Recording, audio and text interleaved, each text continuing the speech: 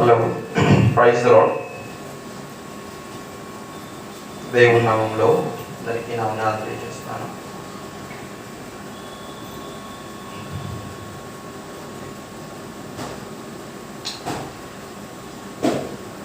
అందరూ ఎలా ఉన్నారు? బాగున్నారా?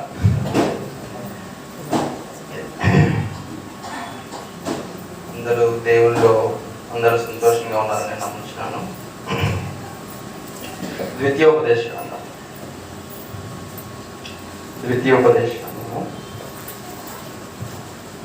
11వ అధ్యాయము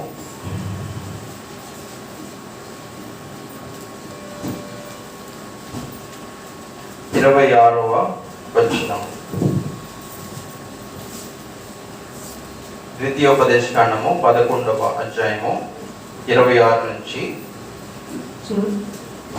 చూడుడి, నేడు నేను మీ ఎదుట దీవెనను శాపమును పెట్టుచున్నాను. నేడు మీకు ఆజ్ఞాపించుచు మీ దేవుడైన యెహోవా ఆజ్ఞలను మీరు వినిన యెడల దీవెనయు, మీరు మీ దేవుడైన యెహోవా ఆజ్ఞను వినక నేడు నేను మీకు ఆజ్ఞాపించు మార్గంను విడిచి మీరెరుగని ఇతర దేవతలను అనుసరించిన యెడల శాపమును మీకు కలుగును. ప్రార్థన చేస్తున్నాం.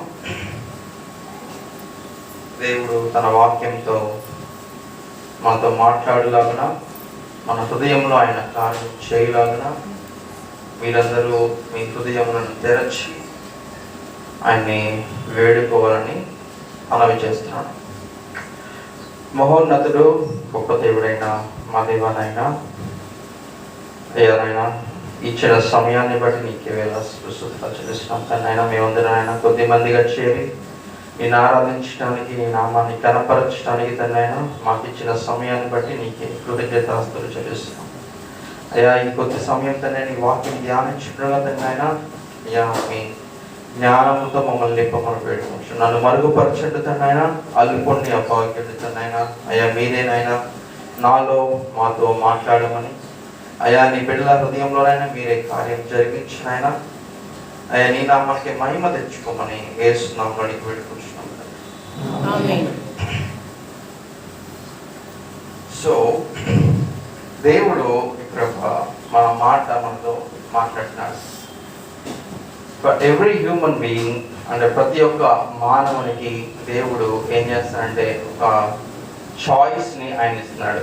చాయిస్ అంటే తెలుసు కదా, ఏంటది? అవకాశం కాదు. చాయిస్ అంటే అవకాశం కాదు, ఎంచుకోవటం. ఏది సరైనది ఎంచుకోండి అని ఏం చేస్తాను, మీకు ఒక చాయిస్ని దేవుడు అనుగ్రహిస్తాడు. ఏంటంట ఒకటి చూడండి, ఇక్కడ ఏం రాస్తుంది, మీరు దేవుని ఆజ్ఞలను అనుసరించి యెహోవా ఆజ్ఞలను మీరు వినిన ఎడల మీరేం పొందుకుంటారు? దీవెనలు. వినని ఎడల ఏం పొందుకుంటారు? శాపము.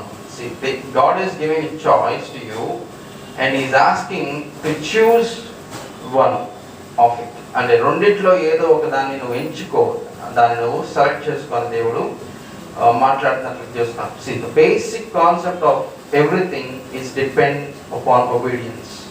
Okay, విధేయత మీద ఆధారపడిన చాయిస్. అర్థమవుతుందా? It's everything, the concept, everything depends upon obedience to God. దేవుని యందు విధేయత కలిగి జీవించడం మీద ఈ చాయిస్ అనేది ఆధారపడిందని మీరు జ్ఞాపకం చేసుకోవాలి. Now what is obedience? అసలు విధేయత అంటే ఏంటి? అసలు విధేయత అంటే ఏంటి అన్నప్పుడు మనం చూసుకున్నట్లయితే దేవుని చిత్తాన్ని మన చిత్తంగా భావించి దాన్ని సంపూర్ణం చేయటమే దేవుని ఎడల మనం కలిగి ఉన్న విధేయత. ఏంటి మళ్ళీ చెప్పండి? దేవుని చిత్తాన్ని మన చిత్తంగా భావించి దాన్ని ఏం చేయాలి? మనం ఆ కార్యాన్ని మనం సంపూర్ణంగా కంప్లీట్ చేయాలి. ఆ పనిని మనం చేయాలి. దేవుని చిత్తం ఏదైతే ఉందో దాన్ని నీ చిత్తంగా భావించి దాన్ని నువ్వు కంప్లీట్ చేయటమే ఒబీడియన్స్ టువర్డ్స్ గాడ్. అంటే దేవుని ఎడల విధేయత చూపించడం. అంటే ఇంకోటి ఏంటంటే దేవుని ఆజ్ఞలను వినటం మట్టుకే కాదు, కానీ ఆ విన్న మాటల్ని ఏం చేయాలి, మన జీవితంలో కార్యరూపం దాల్చేలాగా నువ్వు చూసుకోవాలి. దేవుని ఆజ్ఞలను వినటం మట్టుకే కాదు, ప్రతి ఆదివారం వచ్చి దేవుని మాటలను మీరు వెళ్ళిపోవడం కాదు, ఆ మాటల్ని జీవితంలో ఏం చేయాలి, కార్యరూపం దాల్చాలి. అంటే it should act in your every step in your life. అంటే ప్రతి అడుగులో, ప్రతి మాటలో, ప్రతి ఆలోచనలో, ప్రతి ఉద్దేశంలో దేవుని మాటలు ప్రతిబింబించాలి.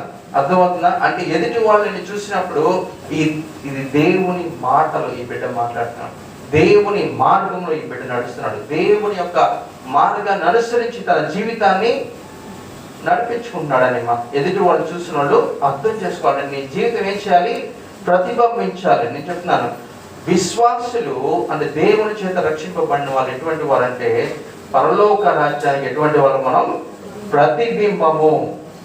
ఎటువంటి వాళ్ళం మనం ప్రతిబింబం. అంటే నీ జీవితంలో ఏం కనపడాలంటే దేవుని రాజ్యము కనపడాలి. ఎప్పుడు కనపడుతుందంటే ఇటు దేవుని ఆజ్ఞలను ఎప్పుడైతే నువ్వు శిరస వహిస్తావో, ఆయన ఎదుట నువ్వు ఎప్పుడైతే విధేయత చూపిస్తావో అప్పుడు నీ జీవితంలో ఆ కార్యం జరుగుతుంది. విధేయత చూపించినంత వరకు, దేవుని సన్నిధిలో విధేయత చూపించినంత వరకు నీ జీవితంలో మేలైనది ఏది జరగదు. నువ్వేం కొని తెచ్చుకుంటావు, శాపమే నీ మీదకి కొని తెచ్చుకుంటావు. కానీ ఆశీర్వాదాలు, దీవెనలు నీ మీదకి రావాలంటే దేవుడు ఒకటే చెప్తున్నాడు, you need to obey God. There is no other choice. ఇంకొక ఆప్షన్ అనేది లేదు. నువ్వు దీవించబడాలి అంటే నువ్వేం చేయాలి, దేవుని మాటల్ని అంగీకరించాలి, దానికి విధేయత చూపించి దాని ప్రకారం నడుచుకోవాలి. లేదు అనుకుంటే ఏమవుతావు, నువ్వు జీవితం శాపమునకు లోనవుతుందని నువ్వు జ్ఞాపకం చేసుకో. మనము ఎటువంటి ఒబీడియన్స్ మనం చూపిస్తాం దేవుని సన్నిధిలో. ఎటువంటి ఒబీడియన్స్ అంటే మనకి ఏదన్నా ఒక బెనిఫిట్ జరిగితేనో, బెనిఫిట్ అంటే తెలుసు కదా, మనకి ఏదైనా ఒక మేలు జరిగితేనో, మన జీవితంలో ఏదైనా మేలు జరిగితే, లేకపోతే ఏదైనా ఉపకారము మనం పొందుకున్నట్లయితే, అంటే సంఘం నుంచి నేను ఒక ఉపకారాన్ని పొందుకుంటున్నాను కాబట్టి నేను సంఘానికి విధేయత చూపిస్తానంటే దేవుడికి కుదరదు. ఏం చెప్తా, అటువంటి వాళ్ళు చాలా మంది ఇక్కడ నుంచి వెళ్ళిపోయారు. ఆ విషయం మనకందరికి తెలుసు. అంటే దేవుని సంఘం నుంచి ఎంతో కొంత ఉపకారాన్ని పొందుకొని, ఎంతో కొంత సహాయాన్ని పొందుకొని, తర్వాత ఆ సహాయం చేయని పక్షంలో వీళ్ళు ఏం చేస్తారు, ఇక్కడ నుంచి వెళ్ళిపోతున్నారు, దేవుడి సన్నిధి నుంచి తొలగిపోతారు. So that is not correct. God is not saying that. దేవుడు నీకు అది చెప్పట్లేదు. దేవుడికి ఎటువంటి విధేయత కావాలంటే it should not depend on any benefits. నీకు సహాయం పొందుకున్నా పొందుకోకపోయినా, నీకు కష్టం వచ్చినా నష్టం వచ్చినా, ఏం జరిగినా సరే నువ్వు దేవుని మీద కంప్లీట్ ఒబీడియన్స్ చూపించు. కంప్లీట్ ఒబీడియన్స్ అంటే సంపూర్ణ విధేయత ఎప్పుడైతే దేవుని ఎడలను చూపిస్తావో, కష్ట సమయంలో అయినా సరే దేవుడు అధిక రెట్లుగా నేను ఆశీర్వదిస్తాడని నేను జ్ఞాపకం చేస్తాను. You need to relay on God completely. Complete submission కావాలి. మన జీవితము దేవుని సన్నిధిలో మనం ఎట్లా చేయాలంటే పరిపూర్ణంగా ఆయనకి మనం సమర్పించుకోవాలి. సమర్పణ అనేది చాలా ఇంపార్టెంట్. ఫస్ట్ మెసేజ్ చెప్పాను, గుర్తుందో లేదో నాకు తెలియదు. సమర్పించుకోవడం అనేది చాలా ఇంపార్టెంట్. మనం ఏం చేయాలి, మన జీవితాన్ని, మన దేహాన్ని ఆయనకి సజీవయంగా మనం సమర్పించుకోవాలి. నౌ సో మెనీ క్రిస్టియన్స్ అంటే అనేకమైన విశ్వాసులు ఎటువంటి విధేయతను చూపిస్తారంటే, నీకు ఏదన్నా సహాయం కలిగితేనో, లేకపోతే నీ కుటుంబానికి ఏదన్నా సహాయం పొందుకుంటేనో అప్పుడే నువ్వు ఏదో కొంచెం విధేయతని చూపిస్తున్నావు. దాన్ని నేను నటన అంటాను. దాన్ని ఏమంటా, నేను నటన. నటించే జీవితం అనుకోద్దు. దేవుని సన్నిధిలో నటించొద్దు దయచేసి. నువ్వు పాస్టర్ గారికి తెలియదులే నేను నటిస్తున్నట్టు, లేకపోతే అమ్మగారికి తెలియదు, అయ్యగారికి తెలియదులే అనుకుంటున్నామేమో, కానీ అన్నీ తెలిసిన దేవుడు ఒక ఆయన. ఆయనకి సమస్తము, నీ హృదయ ఆలోచన, నీ ఉద్దేశాన్ని, నీ ఆలోచన సమస్తం ఆయనకి తెలుసు. నటిస్తున్నావా, నిజంగా వచ్చి ఆలయంలో దేవుని ఆరాధిస్తున్నావా, సమస్తం ఆయనకి తెలుసు. మీ జీవితాన్ని మీరే ఆలోచించుకోవాలి. ఇక్కడ నుంచి the choice is given to you. నువ్వు ఒకవేళ ఇంకా అదే నటనకరమైన జీవితంలో ఉండాలనుకుంటే దేవుడు చూస్తున్నాడు. దేవుడు దీవెనలు నీ మీదకి ఎట్టి పరిస్థితుల్లో రావు. ఇంకా నటించే స్వభావం ఉంటే ఎట్టి పరిస్థితుల్లో దేవుని దీవెనలు నువ్వు పొందుకోవాలని నువ్వు ఆశ పెట్టుకోవద్దు. నువ్వు నిజముగా దేవుని ఎప్పుడైతే ఆరాధిస్తావో, దేవునికి ఎప్పుడైతే విధేయత చూపిస్తావో, దేవుడు అప్పుడే నీ జీవితాన్ని ఆశీర్వదిస్తాడని మీరు జ్ఞాపకం చేసుకుంటారు. సో మెనీ క్రిస్టియన్స్, ఇప్పుడున్న అనేక మంది విశ్వాసులు అనబడుతున్న వారు, క్రైస్తవులు అనబడుతున్న వారు ఎట్లా జీవిస్తున్నారంటే, వాళ్ళకి ఏదన్నా ఒక బెనిఫిట్ జరిగితేనో లేకపోతే ఒక ఉపకారం జరిగితేనో దాన్ని బట్టి వాళ్ళ విధేయత అనేది బేస్ అయి ఉంటుంది. అది గాలికి చెదిరిపోయే విధేయత, అలలకు కొట్టుకుపోయే విధేయత. అటువంటి విధేయత మనకు తుఫాన్ వచ్చినా సరే, ఏం వచ్చినా సరే, మన వాడు ఎట్లా ఉండాలి? స్థిరంగా ఉండాలి. దేవుళ్ళలో మన విధేయత ఎలా ఉండాలంటే స్థిరముగా ఉండాలని మీరు జ్ఞాపకం చేసుకోవాలి. చూడండి, నేనేం చెప్తా అంటే, ఒబీడియన్స్ అంటే విధేయత అనేది మనకు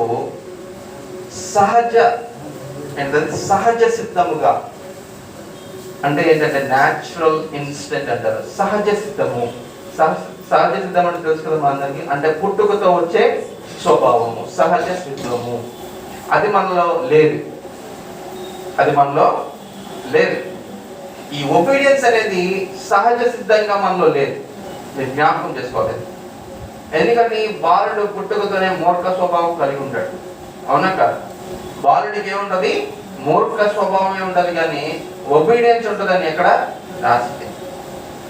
సో సహజ సిద్ధంగా మనకి ఏం లేదు, ఒబీడియన్స్ అనేది లేదు. ఇప్పుడు ఏం చెప్తున్నానంటే, ఇప్పుడు కొంతమంది మన ఇంజనీరింగ్లో జాయిన్ అయ్యే పిల్లలు, మనకి కొన్ని కొత్త సబ్జెక్ట్స్ వస్తాయి అప్పుడు, అవునా కదా? కొంత న్యూ సబ్జెక్ట్ వస్తాయి. అప్పటి వరకు మన పరిచయం లేని, మనకి తెలియని ఒక కొత్త సబ్జెక్ట్ ఏమొస్తుంది మనకు అందుబాటులోకి వచ్చినప్పుడు వాళ్ళు ఏం చేస్తారంటే ఆ సబ్జెక్ట్ మీద ప్రాక్టీస్ చేపిస్తారు. ప్రాక్టికల్స్ ఎందుకు చేపిస్తారంటే ఆ సబ్జెక్ట్లో అవగాహన కోసం, దాంట్లో ఉన్న లోతుపాతులు తెలుసుకోవడం కోసం మనం ఏం చేయాలి? మనం దాన్ని ప్రాక్టీస్ చేయాలి.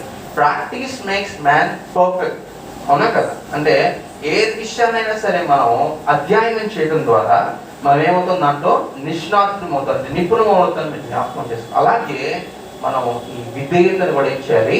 అభ్యాసం చేయాలి. ఈ విధేయతని నీ జీవితంలో తీసుకొని రావాలి. This instinct is not natural. You should bring from outer side in to your life. అది బయట నుంచి తీసుకొచ్చి నీ హృదయంలో పెట్టుకొని దాన్ని నువ్వేం చేయాలంటే దాని మీద నువ్వు అధ్యయనం చేయాలి, అభ్యాసం చేయాలి. అది నీకు వచ్చేంతవరకు ఏం చేయాలి? దాన్ని అభ్యాసం చేయాలి.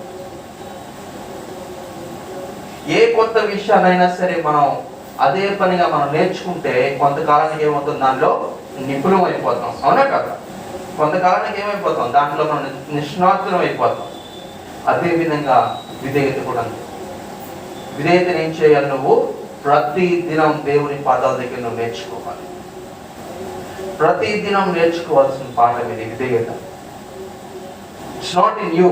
నీలో విధేయత అనేది లేదు. మీరు జ్ఞాపకం పెట్టుకోవాలి. మనం ఎందుకు పెద్దలకి లోపడట్లేదు? ఎందుకు ఆ మూర్ఖ స్వభావం ఉంటుంది? ఎందుకు ప్రతి దానికి మనం తల ఎగరిస్తున్నాం? కొన్ని వాక్యాలు మనం చదివితే ఆశ్చర్యపోతాం. ఇర్మియా గ్రంథంలో ఒక వాక్యం చేస్తుంది. ఈ ఇశ్రాయేలు ఎలా ఉన్నారంట? వాళ్ళ మెడ ఇనుప, ఏంటిది? ఇనుప రాడ్ లాగా ఉందంట వాళ్ళది. అంటే వంగని మెడ. ఇటువంటి స్వభావం మనకు. కానీ మనం ఏం చేయాలంటే మన స్వభావం మీద ఏం చేయాలి? అధ్యయనం చేయాలి, ప్రాక్టీస్ చేయాలి. మనం ఏం చేయాలి? విధేయతను ప్రాక్టీస్ చేయాలి. అది మన జీవితంలో తెచ్చుకొని దాన్ని ఎప్పుడైతే నువ్వు అభ్యాసం చేస్తావో అప్పుడు నీ జీవితంలో నువ్వు రిజల్ట్ చూస్తావు.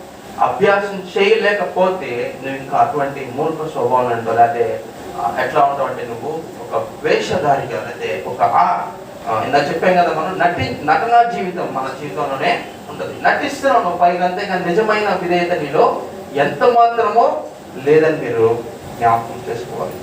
చూడండి, మనం బైబిల్ గ్రంథంలో చూసుకున్నట్లయితే అనేక మంది ఈ విధేయతలో పడిపోయినట్టు మనకు తెలుసు, అవునా కదా? So what I concluded my self అంటే నేనేం ఒక కంక్లూజన్కి వచ్చానంటే, the main conflict between God and human beings is obedience. అంటే దేవునికి మానవులకి మధ్య ఉన్న ఒక బలమైన ఒక కాన్ఫ్లిక్ట్ అంటే ఏంటి? ఒక విభేదించే స్థితి, విభేదించడం.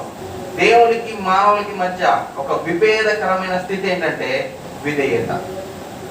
దేవుడికి కావాల్సింది కంప్లీట్ సబ్మిషన్, కంప్లీట్ విధేయత. మానవుల్లో లేనిది విధేయత. What God wants is not there in your life.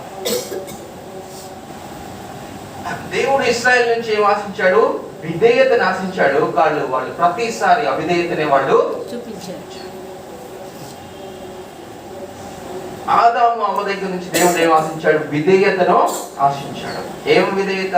నేను ఈ పని చెప్పాను, నేను ఈ మాటని చెప్పి ఈ పండు తినొద్దని చెప్పాను, కానీ నువ్వేం చేసావు? ఆ పండుని నువ్వు నువ్వు మాటను మీరావు, నువ్వు అవిధేయుడు అయిపోయావు. అనేక మంది కయ్యూను ఏం చేశాడు? దేవునికి అవిధేయంగా ప్రవర్తించాడు. ఈవెన్ సౌలు, మొదటి రాజు, ఇశ్రాయేలుకి మొదటి రాజు అయిన సౌలు దేవునికి అవిధేయంగా ప్రవర్తించాడు. అనేక మంది. So where the conflict is going on is విధేయత. దేవునికి మానవులకి మధ్య ఉన్న పెద్ద గ్యాప్, ఆ కాన్ఫ్లిక్ట్ ఏంటంటే ఏంటిది? విధేయత. దాన్ని ఈరోజు మనం ఏం చేయాలి? దానికి ఒక వంతెన కట్టుకోవాలి. ఈ వాక్యం ద్వారా దేవుడు ఆ వంతెన కట్టాలని భావిస్తుంది. ఆ వంతెన మీద మీరు ప్రయాణం చేయాలని నేను భావిస్తాను.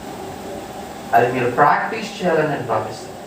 అది మీ జీవితంలో అధ్యయనం చేయాలని నేను మనస్ఫూర్తిగా భావిస్తాను. ఎప్పుడైతే మీరు అధ్యయనం చేస్తారో అప్పుడు మీ జీవితంలో ఏమొచ్చింది? నిజమైన విధేయతని మీరు చూడగలరు. ఆ విధేయత వల్ల కలిగే ఫలితాన్ని మీరు అనుభవించగలరు. చూడండి, మనం ముందుగా మనం అసలు ఎందుకు డిసోబే చేస్తాం? Why we disobey God's word? దేవుని మాటల్ని మనం ఎందుకు వ్యతిరేకిస్తాము అంటే మొదటి రీజన్ ఏంటంటే స్వచిత్తము. మొదటి రీజన్ ఏంటి? స్వచిత్తము. మనం అనుకుంటాము మనకెంతో జ్ఞానం ఉంది, ఈ లోకంలో మనం ఎన్నెన్నో గొప్ప గొప్ప విషయాలు మనం కనుక్కోగలుగుతున్నాము, ఎంతో ఎవల్యూషన్ ని మనం చూడగలుగుతున్నాము, అంటే ఎంతో రాపిడ్ గా మనం ఏం చేస్తాం? గ్రోత్ ని మనం చూడగలుగుతాం. అంటే పూర్వకాలంలో ఉన్న స్థితి కంటే ఇప్పుడున్న స్థితి మనకేమవుతుంది? అత్యధికంగా మనము ముందుకు నడుస్తున్నాం. అవునా కదా? అంటే లోకంలో ఉన్న ప్రతి విషయాన్ని మనం ఏం చేస్తాము? సైంటిఫికల్ గా మనం గ్రో అవుతున్నాము. ఇదందరూ ఏమనుకుంటున్నారంటే it's all about my knowledge, it's all about my wisdom. నా జ్ఞానము, నా సొంత జ్ఞానం ద్వారానే నేను దీన్ని కనిపెట్టాను, నా సొంత జ్ఞానం ద్వారానే నేను దీన్ని సాధించగలిగాను. అందుకనే కొంతమంది దేవుడు లేడని నమ్ముతారు. ఎందుకని? వీళ్ళు అనుకుంటారు నా జ్ఞానంతో, మనిషి జ్ఞానం ద్వారానే ఇవన్నీ సృజించబడి కాబట్టి దేవుడు లేడు, దేవుడితో మనకి పనే లేదనుకుంటారు. So they are not at all showing any obedience or any respect to God. దేవునికి ఎటువంటి విధేయతని కానీ ఎటువంటి రెస్పెక్ట్ ని కానీ వాళ్ళు ఏమీ చూపించట్లేదు. వాళ్ళు ఏమంటారంటే దేవుడు లేడని వాళ్ళు మొండిగా వాదిస్తున్నారు. ఎందుకంటే వాళ్ళు ఏం కలిగింది? వాళ్ళని వాళ్ళు చూసుకొని గర్వము వాళ్ళకి, అంటే వాళ్ళ ఆలోచన చూసుకొని, వాళ్ళ ఉద్దేశాలు చూసుకొని, వాళ్ళు సాధించింది వాళ్ళు చూసుకొని వాళ్ళు ఏమి పొందుతున్నారు? గర్వాన్ని పొందుతున్నారు. ఎప్పుడైతే గర్వం నీ జీవితంలోకి వస్తుందో అప్పుడు దేవునికి నువ్వు విధేయుడిగా ఉండలేవు, దేవునికి నీ విధేయురాలుగా ఉండలేవు. ఎప్పుడు గర్వం నీ నిలబడి చేస్తుందో నువ్వు దేవునికి దూరం అయిపోతావు. నువ్వు జ్ఞాపకం చేసుకో. చూడు, దేవుని సన్నిధిలో ఉన్న ఒక గొప్ప దేవదూత ఎవరు? లూసిఫర్. ఏమైంది? తను తాను హెచ్చించుకుంది, గర్వపడింది, తను చూసుకుంది. ఆహా, నేను ఎంత గొప్పగా పాడగలను, నేను ఎంత అందంగా ఉన్నాను, దేవునికి నాకు కొంచెమే తేడా, ఇంకేముంది, నా సింహాసాన్ని దేవునికి సమానంగా వేసుకుంటాను. ఈ దేవుడు లేని వాళ్ళు కూడా ఏం చేస్తున్నారంటే వాళ్ళే దేవుడు అనుకుంటారు. కొంతమంది ఉంటారు, కొంతమంది రాజులు ఏం ప్రార్థించుకుంటారంటే మేమే దేవుళ్ళు, మమ్మల్ని ఆరాధించండి. When you think yourself to equal to God, దేవుడు ఏం చేస్తాడు? నేను పాతాళంలోకి తొక్కేస్తాడు. అది జ్ఞాపకం చేసుకోవాలి. So why we are disobeying God? First thing ఏంటి? స్వచిత్తము. స్వచిత్తం. మన చిత్తాన్ని మనం నెరవేర్చుకుంటే మనం దేవుని చిత్తాన్ని మనం ఎన్నటికీ నెరవేర్చలేము, దేవునికి విధేయులుగా ఉండలేము. స్వచ్ఛత్వం ద్వారా నీకు ఏం కలుగుతుంది? గర్వము. ఎప్పుడైతే గర్వం నీలోకి వస్తుందో దేవునికి నువ్వు విధేయుడిగా అస్సలు ఉండలేము. నీ నాశనమే కానీ ఇంక అక్కడెక్కడ తేరుకుంటాం అనేది ఉండదు. ఇక వెళ్ళిపోవటమే డైరెక్ట్గా నరకం. గర్వం ఇది చాలా చాలా ఇట్స్ వెరీ డేంజరస్. ఆ గర్వాన్ని మీరు విడిచిపెట్టాలి. ఇది మీలో అహంకారం ఉన్నట్లయితే, గర్వం ఉన్నట్లయితే చెప్తున్నాను, దేవుని సన్నిధిలో విడిచిపెట్టాలి. మనం దేవునికి ఏ విధంగా లోబడి ఉంటామో అప్పుడు మనం మన పెద్దలకి, మన సంఘంలో ఉన్న పెద్దలకి, లేకపోతే ప్రతి ఒక్కరికి మన జీవితం మనం ఎలా ఉంటాం? లోబడి ఇస్తాం. నటనొద్దు. Don't act before God. I'm requesting you again and again. నటన జీవితం మనకు వద్దు. ఏదో లోపడుతున్నట్టు నటించొద్దు. ఇక్కడ లోపడుతున్న చేతులు కట్టుకొని నుంచి బయటికి వెళ్ళి ఎవడను అన్నట్టు చూస్తే ఉపయోగం లేదు. సో ఫస్ట్ థింగ్ స్వచ్ఛితం. రెండోది ఎందుకు మనం ఉపయోగించట్లేదంటే లోకానుసారమైన జీవితం. లోకంలో ఉన్న స్థితిగతులు, లేకపోతే లోకంలో ఉన్న ప్రజలు, వాళ్ళకి ఇష్టపూర్వకంగా నువ్వు ఎప్పుడైతే జీవించాలనుకుంటావో దేవునికి నువ్వు విధేయులుగా ఉండలేవు.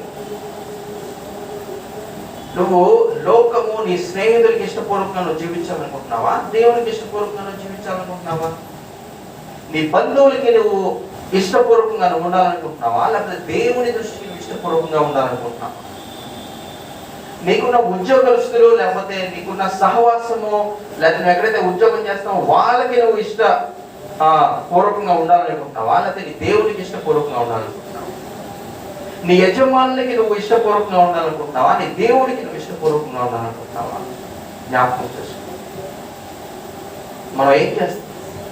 మనం ఎవరికి విధేయత చూపిస్తున్నాం? మనం ఈ లోకంలో ఉన్న అధికారులకు, లేకపోతే ఎవరైతే వాళ్ళు మనల్ని పాలించే వాళ్ళు ఎవరైతే ఉంటారో వాళ్ళకి ఏం చేస్తాం? మనం వంగి దండాలు పెట్టి విధేయతని చూపిస్తాం. అదంతా నటనే. అది మనకు కూడా తెలుసు. అది పక్కకి వెళ్ళిపోగానే ఏం చేస్తాం? మళ్ళీ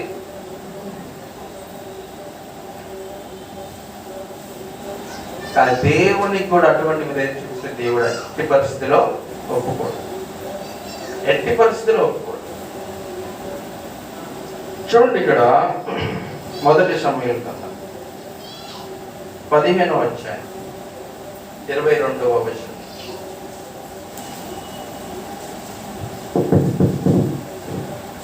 అందుకు సమూయేలు తాను సెలవిచ్చిన ఆజ్ఞను ఒకడి కైకొనుట వలన, తాను సెలవిచ్చిన ఆజ్ఞ అంటే ఎవరు? దేవుడు సెలవిచ్చిన ఆజ్ఞలు ఒకడు కైకొనుట వలన యెహోవా సంతోషించినట్లు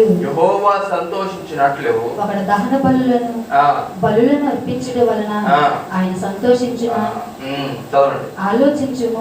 ఆలోచించండి. బలులు అర్పించుట కంటే everyone think about this word. ప్రతి ఒక్కరు ఈ విషయాన్ని గురించి ఆలోచించాలి. ఎట్లా అంటే దీర్ఘంగా ఆలోచించాలి. చదవడం. బలులు అర్పించుట కంటే ఆజ్ఞను గైకొనుటయు పొట్టేళ్ల క్రొవ్వు అర్పించుట కంటే మాట వినుటయు శ్రేష్టం. అర్థమవుతుందా? You need to think about this. బలులు అర్పించుట కంటే, అర్పణలు అర్పించుట కంటే నువ్వు వచ్చి 1,00,000 రూపాయలు వేసినా సరే ఇక్కడ మాట వినటమే శ్రేష్టం. మాటకు లోబట్టమే శ్రేష్టం. నువ్వు వచ్చి నీకున్న గొప్ప సంపాదించుకున్న, ఎంత సంపాదించుకున్న, రత్నాలు వేసిన, వజ్రాలు వేసినా ఇక్కడ ఏమి లెక్కలోకి రావు. నువ్వు ఏది చేసినా సరే దేవుని మాట వినటం కంటే శ్రేష్టమైనది ఇంకోటి లేదు. ఎందుకని సమూయేలు ఈ మాట చెప్తానంటే, సౌలుకి వీళ్ళు అమాలేకీయుల మీద యుద్ధానికి వెళ్ళారు. అమాలేకీయుల మీద యుద్ధానికి వెళ్ళినప్పుడు ఏం జరిగిందంటే, దేవుడు ఏం చెప్పాడు? అక్కడున్న పశువులను కానీ, సంపదను కానీ, వస్తువులను కానీ ప్రతి దాన్ని నాశనం చేసేయమని చెప్పాడు. దేవుని మాట ఏంటి? ప్రతి దాన్ని నాశనం చేసేయమని చెప్తే అక్కడున్న ప్రజలు ఎవరైతే ఉన్నారో ఈ ప్రజలు ఏం చేస్తున్నారంటే శ్రేష్టమైన పొట్టేళ్లను, లేకపోతే గాడిదలను, లేకపోతే ఆవులను, గేదెలను తీసుకొని వచ్చారు. ఎందుకు తీసుకొని వచ్చారంటే దేవునికి బలి ఇవ్వడానికి అని చెప్తున్నారు. దేవునికి అప్పనివ్వడానికి మేము తీసుకొచ్చామని చెప్తున్నాడు. కానీ దేవుని ఆజ్ఞ ఏంటి? వాటిని అక్కడే నాశనం చేయి. నువ్వు అనుకుంటున్నావేమో నేను దేవుని సన్నిధిలో వచ్చి దేవునికే కదా అర్పణ ఇస్తున్నానని, కానీ దేవుని కోసమే నేను పనిచేస్తాను నువ్వు అనుకుంటున్నావు, కానీ దేవుని మాటని నువ్వేం చేస్తావు? వ్యతిరేకిస్తావు. నువ్వు జ్ఞాపకం చేస్తున్నావు. సౌలు ఏం చేశాడంటే ఈ జనాలందరూ ఫోర్స్ చేయడం వల్ల సరే అని నేను కూడా తలూపాడు. అవునా కదా? మనం కూడా నువ్వు అందుకే చెప్తా, నేను నీ జనానికి, నువ్వు ఎవరైతే ఎంచుకున్న ప్రజలకి నువ్వు ఇష్టడుగా ఉండటానికి నువ్వు ఇష్టపడుతున్నావా, లేకపోతే దేవునికి ఇష్టడుగా ఉండటానికి నువ్వు ఇష్టపడుతున్నావా? జనాలు నిన్ను ప్రలోభ పెట్టారని, లేదా వాళ్ళు నేను పుష్ చేశారని, వాళ్ళు నేను తొందర పెట్టారని దేవునికి వ్యతిరేకమైన కార్యాలను చేస్తున్నావా? దేవుని ఆజ్ఞను మీరి నువ్వు ప్రవర్తిస్తున్నావా? నువ్వు జ్ఞాపకం చేసుకోవాలి. సౌలు ఏం చేశాడు ఇక్కడ? ఆయన ఆజ్ఞను మీరి ఏం చేశాడు? అక్కడి నుంచి ఈ శ్రేష్టం అనుకున్న ఈ పశువుల్ని తీసుకొచ్చాడు. అప్పుడు సమూయేలు ప్రవక్త ఏం చెప్తున్నాడు? మీరు బలులు అర్పించడం కంటే, అర్పణలు అర్పించడం కంటే ఏది శ్రేష్టమో దేవుని మాట వినుట శ్రేష్టము. నువ్వు వినలేదు కాబట్టి ఏం చేస్తాను? రాజపదం నుంచి దేవుడు నిన్ను అక్కడే ఉంది. కొంచెం పైన చదువుకుంటే అక్కడే రాసింది. చదవండి. తిరుగుబాటు చేయుట సోదె చెప్పడే పాపముతో సమానము. తిరుగుబాటు చేయట, దేవుడి మీద తిరుగుబాటు చేయడం ఎటువంటిదంట?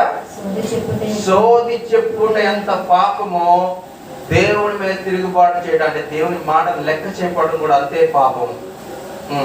మూర్ఖతను అగపరచుట, మూర్ఖత్వమైన స్వభావం అగపరచుట ఎటువంటిదంటే నువ్వు విగ్రహారాధన చేయడంతో సమానము. చదవండి, నేను అట్లా అక్కడ రాస్తున్నా లేదా? మూర్ఖతను అగపరచుట మాయా విగ్రహములను గృహదేవతలను పూజించుటతో సమానము. నువ్వు మూర్ఖ స్వభావం నీలో ఉన్నట్లయితే నువ్వు ఎటువంటి స్వభావం కలిగిన వాడివి? నువ్వు అన్య దేవతలను, అన్య విగ్రహాలను నువ్వు పూజించే ఎంత పాపమో నీ మూర్ఖత నీలో ఉందంటే అది అంత పాపం.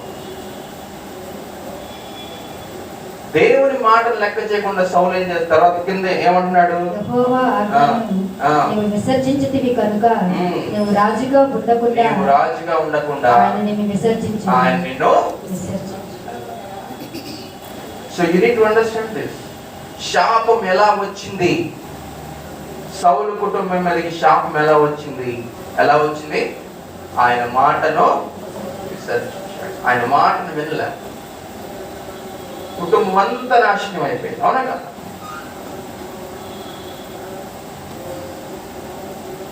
దేవుని సన్నిధిలోకి వస్తున్నావు, దేవుని మాటలు వింటున్నావు, కానీ ఆ మాటలు నీ హృదయంలో పనిచేయకుండా, ఇంకా దేవునికి ఇవ్వాల్సిన సమయంలో ఇవ్వకుండా, దేవుని ఆజ్ఞలను మీరి నువ్వు ఎప్పుడైతే ప్రవర్తిస్తావో నువ్వు నీ జీవితం మీద ఏం పొందించుకుంటావు? శాపాన్ని పొందించుకుంటావు. So the main 2 reasons why we disobey God ఏం చెప్పండి? మొదటి, మన స్వచిత్తం, మన ఆలోచన ద్వారా, మనకున్న అహంకారం ద్వారా, మనకున్న గర్వం ద్వారా మనం ఏం చేస్తాం? మనం దేవునికి దూరం అయిపోతున్నాం. దేవుని మాట వినట్లా. రెండోది ఏంటి? లోకానుసారమైన జీవితం ద్వారా మనం దేవునికి దూరం అయిపోతాం. But God wants complete submission from your side. మీ నుంచి దేవునికి ఏం కావాలంటే సంపూర్ణమైన విధేయత ఆయనకు కావాలని మీరు జ్ఞాపకం చేసుకోండి. చూడండి, యెహోషువ 1వ అధ్యాయము 8వ వచనం నుంచి. యెహోషువ గ్రంథము 1వ అధ్యాయము 8వ వచనం నుంచి. నీ ధర్మశాస్త్ర గ్రంథమును నీవు బోధింపక తప్పిపోకూడదు. బోధింపక తప్పిపోకూడదు అంటే ధర్మశాస్త్రాన్ని ధ్యానించటాన్ని మానకూడదు. అంటే బైబిల్ని అధ్యయనం చేయటం నువ్వు మానకూడదు. దానిలో వ్రాయబడిన వాటన్నిటి ప్రకారం చేయుటకు నువ్వు జాగ్రత్త పడినట్లు దివారాత్రము దాన్ని ధ్యానించిన ఎడల. దివారాత్రం మనం ఏం చేయాలి? మనం వాక్యాన్ని ధ్యానించాలి. ఎప్పుడైతే నువ్వు దివారాత్రం వాక్యాన్ని ధ్యానిస్తావో అప్పుడేమైతే నీ మార్గమును వర్ధిల్ల చేసుకొని చక్కగా ప్రవర్తించదవు. మన ప్రవర్తన సరవ్వాలంటే, సరైన మార్గంలో నడవాలంటే దేవుడే చెప్తున్నాడు ఆయన వాక్యాన్ని దివారాత్రులు ధ్యానించాలి. ఎప్పుడైతే నువ్వు ఆయన వాక్యాన్ని దివారాత్రులు ధ్యానిస్తావో, దాన్ని అభ్యాసం చేస్తావో, దాంట్లో ఉన్న లోతునేంటో నువ్వు తెలుసుకుంటావో, దేవుడు ఏం చేస్తాడు? నీ ప్రవర్తనను ఆయన మార్చేస్తాడు. నీ మూర్ఖ స్వభావాన్ని ఆయన తీసివేసి ఏం చేస్తాడు? ఆయనకి లోబడే స్వభావాన్ని ఆయన నీకు అనుగ్రహిస్తాడు.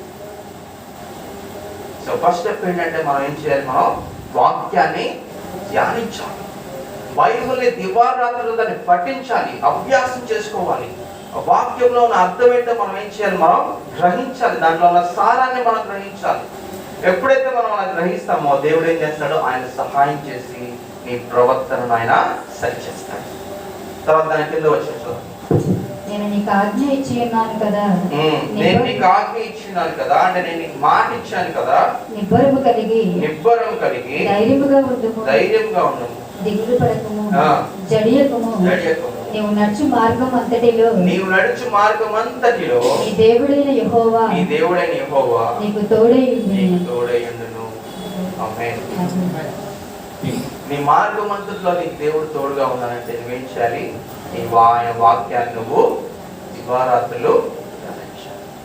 నీ ప్రతి విషయంలో దేవుడు నీకు తోడుగా రావాలంటే, ప్రతి విషయంలో దేవుడి సహాయం నువ్వు పొందుకోవాలంటే నువ్వేం చేయాలి? దేవునికి విధేయత నువ్వు చూపించాలి, నిజమైన విధేయత చూపించాలి. చూడండి, అబ్రహాం మన జీవితం మనం చూసుకున్నట్లయితే ఆయన ఎంత విధేయత చూపించాడో మనందరికీ తెలుసు, చాలా బాగా తెలుసు కదా.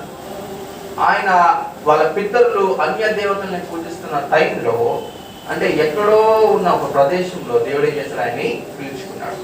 అక్కడ ఆయనకి ఏముంది? తల్లిదండ్రులు ఉన్నారు, ఇల్లుంది, పశువులు ఉన్నాయి, సంపద ఉంది, ధనఘనతలు అన్నీ ఉన్నాయి. అవునా కదా? ఎటువంటి లోటు లేదు ఆయనకి. ఎప్పుడైతే ఆయన ఫస్ట్ వాళ్ళ పితరులతో వాళ్ళ తండ్రితో ఉన్నాడో అక్కడ ఆయనకి ధనఘనతలు అన్నీ ఉన్నాయి. కానీ దేవుడు ఏం చేశాడు? అక్కడి నుంచి పిలిచి ఒక తెలియని ప్రదేశానికి వెళ్ళమంటాడు. ఇప్పుడు అబ్రహాంకి అక్కడ ఏముందో తెలియదు, అక్కడ ఏం వసతులు ఉన్నాయో తెలియదు, అక్కడ ఏం మనలు తినడానికి తిండుందో లేదో కూడా తెలీదు. అటువంటి సిచ్యువేషన్ లో దేవుడు ఏం చేస్తాడంటే అబ్రహాంని పిలుచుకుంటున్నాడు. నీ తండ్రి జనాంగాన్ని విడిచి నేను చెప్పిన చోటికి నువ్వు వెళ్ళు, నేను నిన్ను దీవిస్తాను, ఆశీర్వదిస్తాను. అంతే. అబ్రహాం ఏం చేశాడు? ఆ మాటకి లోపడ్డాడు. లోపలి ఏం చేశాడు? అబ్రహాము నడిచాడు. అవునా కదా? ఇప్పుడు నేనేమంటానంటే మీకు ఉన్నదంతా వదిలేసి, మీరు కట్టుకున్న ఇల్లు ఇవన్నీ వదిలేసి ఒక ఎడారిలోకి వెళ్ళండి, దేవుడు మిమ్మల్ని దీవిస్తాడంటే మీరు వెళ్తారా?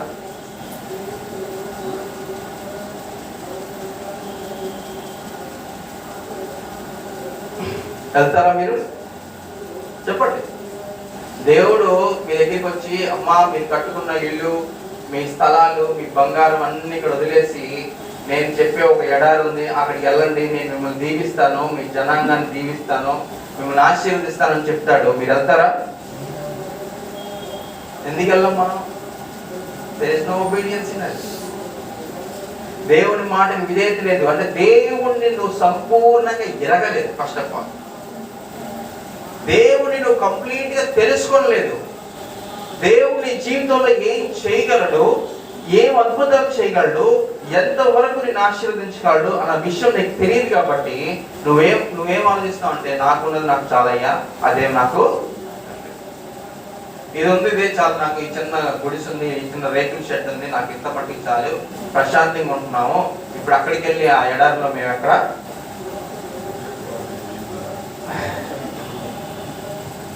సో ఏం చెప్తున్నానంటే నువ్వు దేవుని సంపూర్ణంగా తెలుసుకొని లేవు. నువ్వు దేవుడు ఏం చేయగలడు, నీ జీవితాన్ని ఎంతగా మార్చగలడు, నీ జీవితాన్ని ఎంతగా ఆశీర్వదించగలడు అన్న విషయం నీకు తెలియదు. కాబట్టి నువ్వు దేవుని మాటకి నువ్వు వ్యతిరేకం లోబడట్లేదు. కానీ అబ్రహాము అవి ఏమి తెలియకుండా ఏం చేశాడు? దేవుని మాటకు లోబడ్డాడు. When you know nothing also you should obey God first.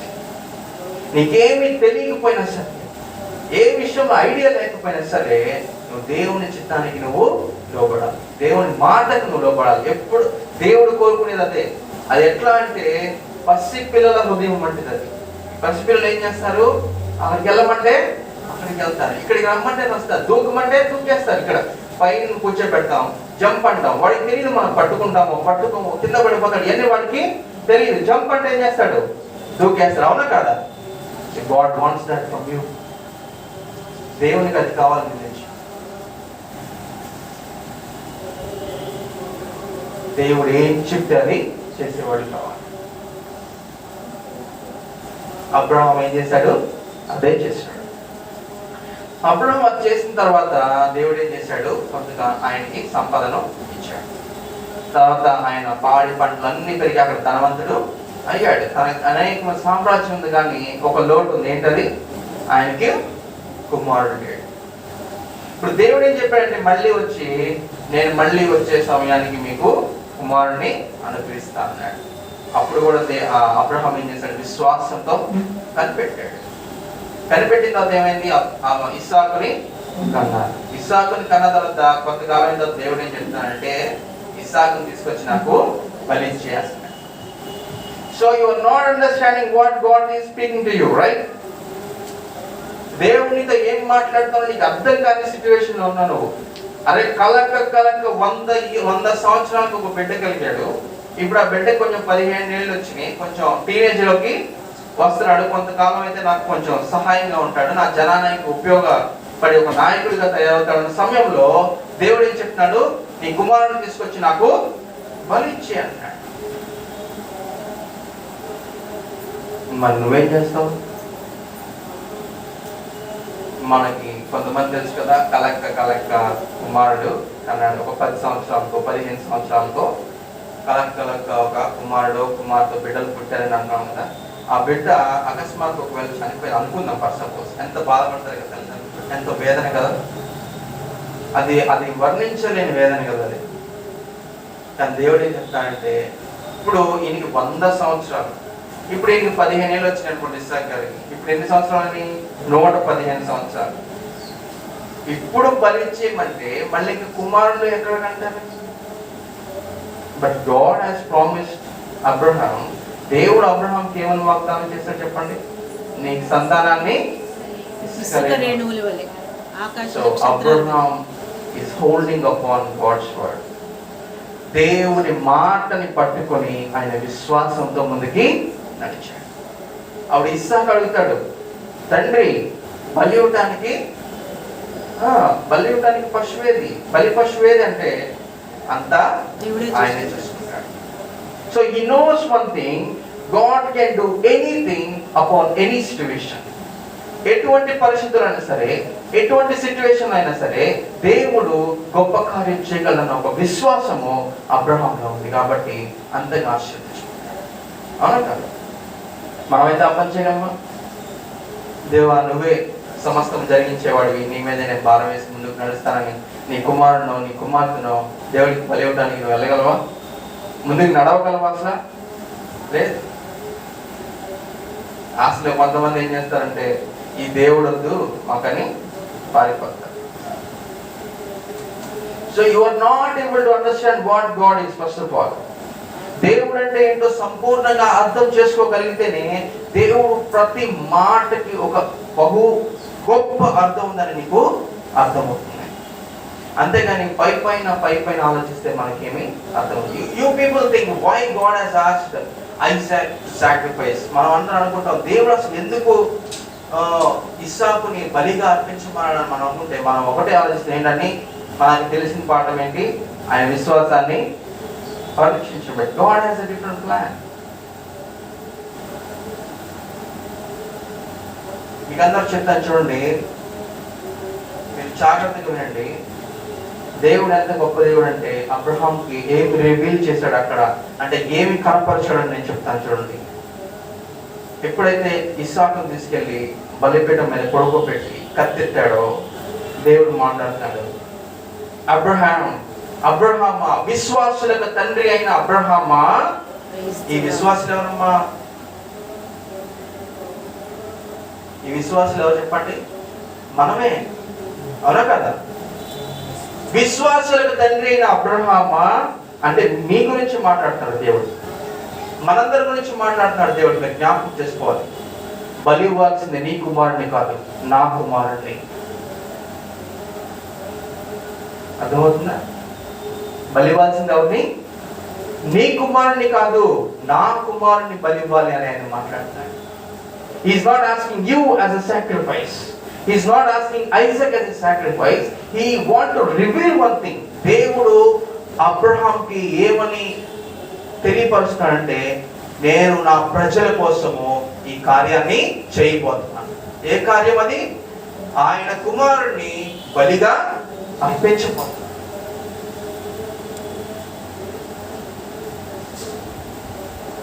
అక్కడెక్కడో ఎన్నో వేల సంవత్సరాల తర్వాత జరిగే కార్యాన్ని దేవుడు ఏం చేశాడు? అబ్రహాంకి అక్కడే తెలియచేశాడు.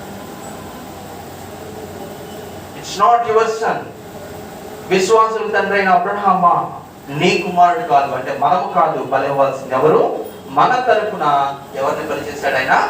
ఆయన ప్రియ కుమారుని బలి చేశాడు. చూడండి ఎంత గొప్ప ఆధిక్యత అబ్రహాం కలిగింది. ఎందుకని? ఆయన విధేయత చూపించడం ద్వారా. అక్కడే ఆయనకు విమోచన, రక్షణ కలిగింది. సువార్త అక్కడే ప్రకటించబడింది.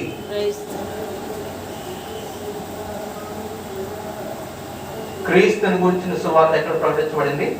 ఆది కాండంలోనే ప్రకటించబడింది.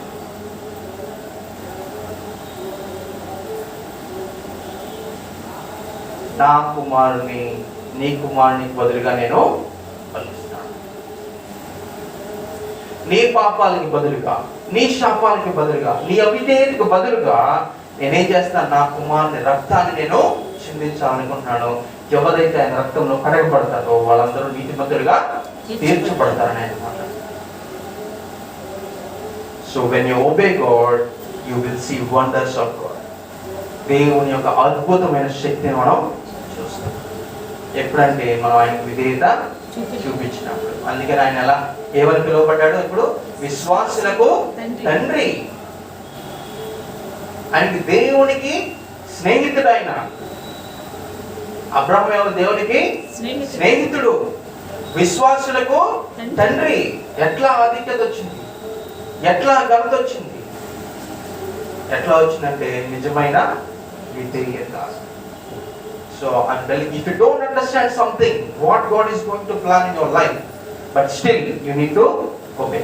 అంటే నీ జీవితంలో కొన్ని సందర్భాలు అది నీకు అర్థం కాని సిచ్యువేషన్ లో ఉన్నా సరే, అరే నా జీవితంలో ఎందుకు ఇలా జరుగుతుంది, ఇదేం అర్థమయ్యే స్థితిలో లేకపోయినా సరే, నువ్వు ఎప్పుడైతే ఆ విషయంలో కూడా నువ్వు దేవునికి విధేయత చూపిస్తావో, దేవునికి లోబడి నువ్వు జీవిస్తావో, అటువంటి సిచ్యువేషన్ నుంచి కూడా దేవుడు ఏం చేస్తాడు? ఒక వండర్ని ఆయన చూపిస్తాడు.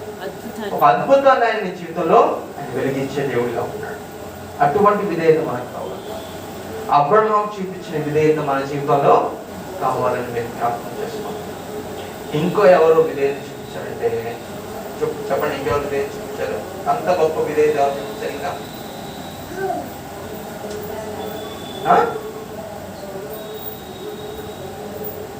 ఇంత గొప్ప, ఇంతకంటే గొప్ప విధేయత ఇంతకంటే గొప్ప విధేయత ఎవరు చూపించారు? చెప్పండి, చెప్పాలి. నోట్లో అనుకుంటా. యేసు ప్రభు గారు. యేసు ప్రభు ఈ లోకంలోకి వచ్చినప్పుడు ఆయన దైవ కుమారుడై ఉండి కూడా ఏం చేశాడు? ఆయన విధేయతను కనపరిచాడు. ఎందుకు విధేయత? Why even son of God is showing obedience. ఎప్పుడైనా ఆలోచించారా మనం అసలు ఈ పాయింట్? ఇప్పుడు దేవుని కుమారుడైన ఆయన, ఆయనకి సింహాసన అధికారి అయిన ఆయన ఇప్పుడు తండ్రికి విధేయత చూపించాల్సిన అవసరం ఏంటి? ఎప్పుడైనా ఆలోచించారా? So what God wants to tell here is, దేవుడు ఏం చెప్పాలనుకుంటున్నాడంటే, నా కుమారుడే నాకు విధేయత చూపిస్తున్నాడు, నువ్వెందుకు చూపియు? So Jesus want to teach you how to obey God, how to obey his father. యేసు ప్రభువు నీకు ఏం నేర్పించాలనుకుంటున్నాడంటే, తండ్రికి ఏ విధంగా లోబడి జీవించాలో, తండ్రికి ఏ విధంగా విధేయత కలిగి జీవించాలో ఆయన నీకు నేర్పించాలనుకుంటున్నాడు. So he showing obedience. చూడమ్మా, యోహాను రాసిన సువార్త 12వ అధ్యాయం 49వ వచనం. ఏలయనగా నేనంతటా నేనే మాట్లాడలేదు, నేనంతటా నేనే మాట్లాడట్లేదు, నేనేమనవలెనో అంటే ఏం మాట్లాడాలో ఏమి మాట్లాడవలను ఆ. దానిని గూర్చి ఆ. నన్ను పంపిన తండ్రియే నన్ను పంపిన తండ్రియే నాకు ఆజ్ఞ ఇచ్చి నాకు ఉన్నాడు. ఆజ్ఞ ఇచ్చినాడు. మరియు ఆ. ఆయన ఆజ్ఞ ఆయన ఆజ్ఞ నిత్య జీవమని. నిత్య జీవము. చాలా ఆయన ఆజ్ఞ ఏంటి? నిత్య జీవం. నిత్య జీవము. God has ordering you. అదేంటి? మనకి నిత్య జీవం అని నువ్వు తెలుసుకోవాలి. దేవుడు ఒక మాటని జీవితంలో చెప్తున్నప్పుడు అది ఎటువంటి మాట అంటే అది నేను నిత్య జీవానికి నడిపించే మాట. ఆయన నిత్య రాజ్యంలోనికి అది నేను నడిపించే మాటని నువ్వు జ్ఞాపకం చేసుకోవాలి. అని యేసు ప్రభువారు ఆయన సొంతంగా ఆయన మాట్లాడట్లేదు. ఆయనకి ఏది తోస్తే అది మాట్లాడట్లేదు.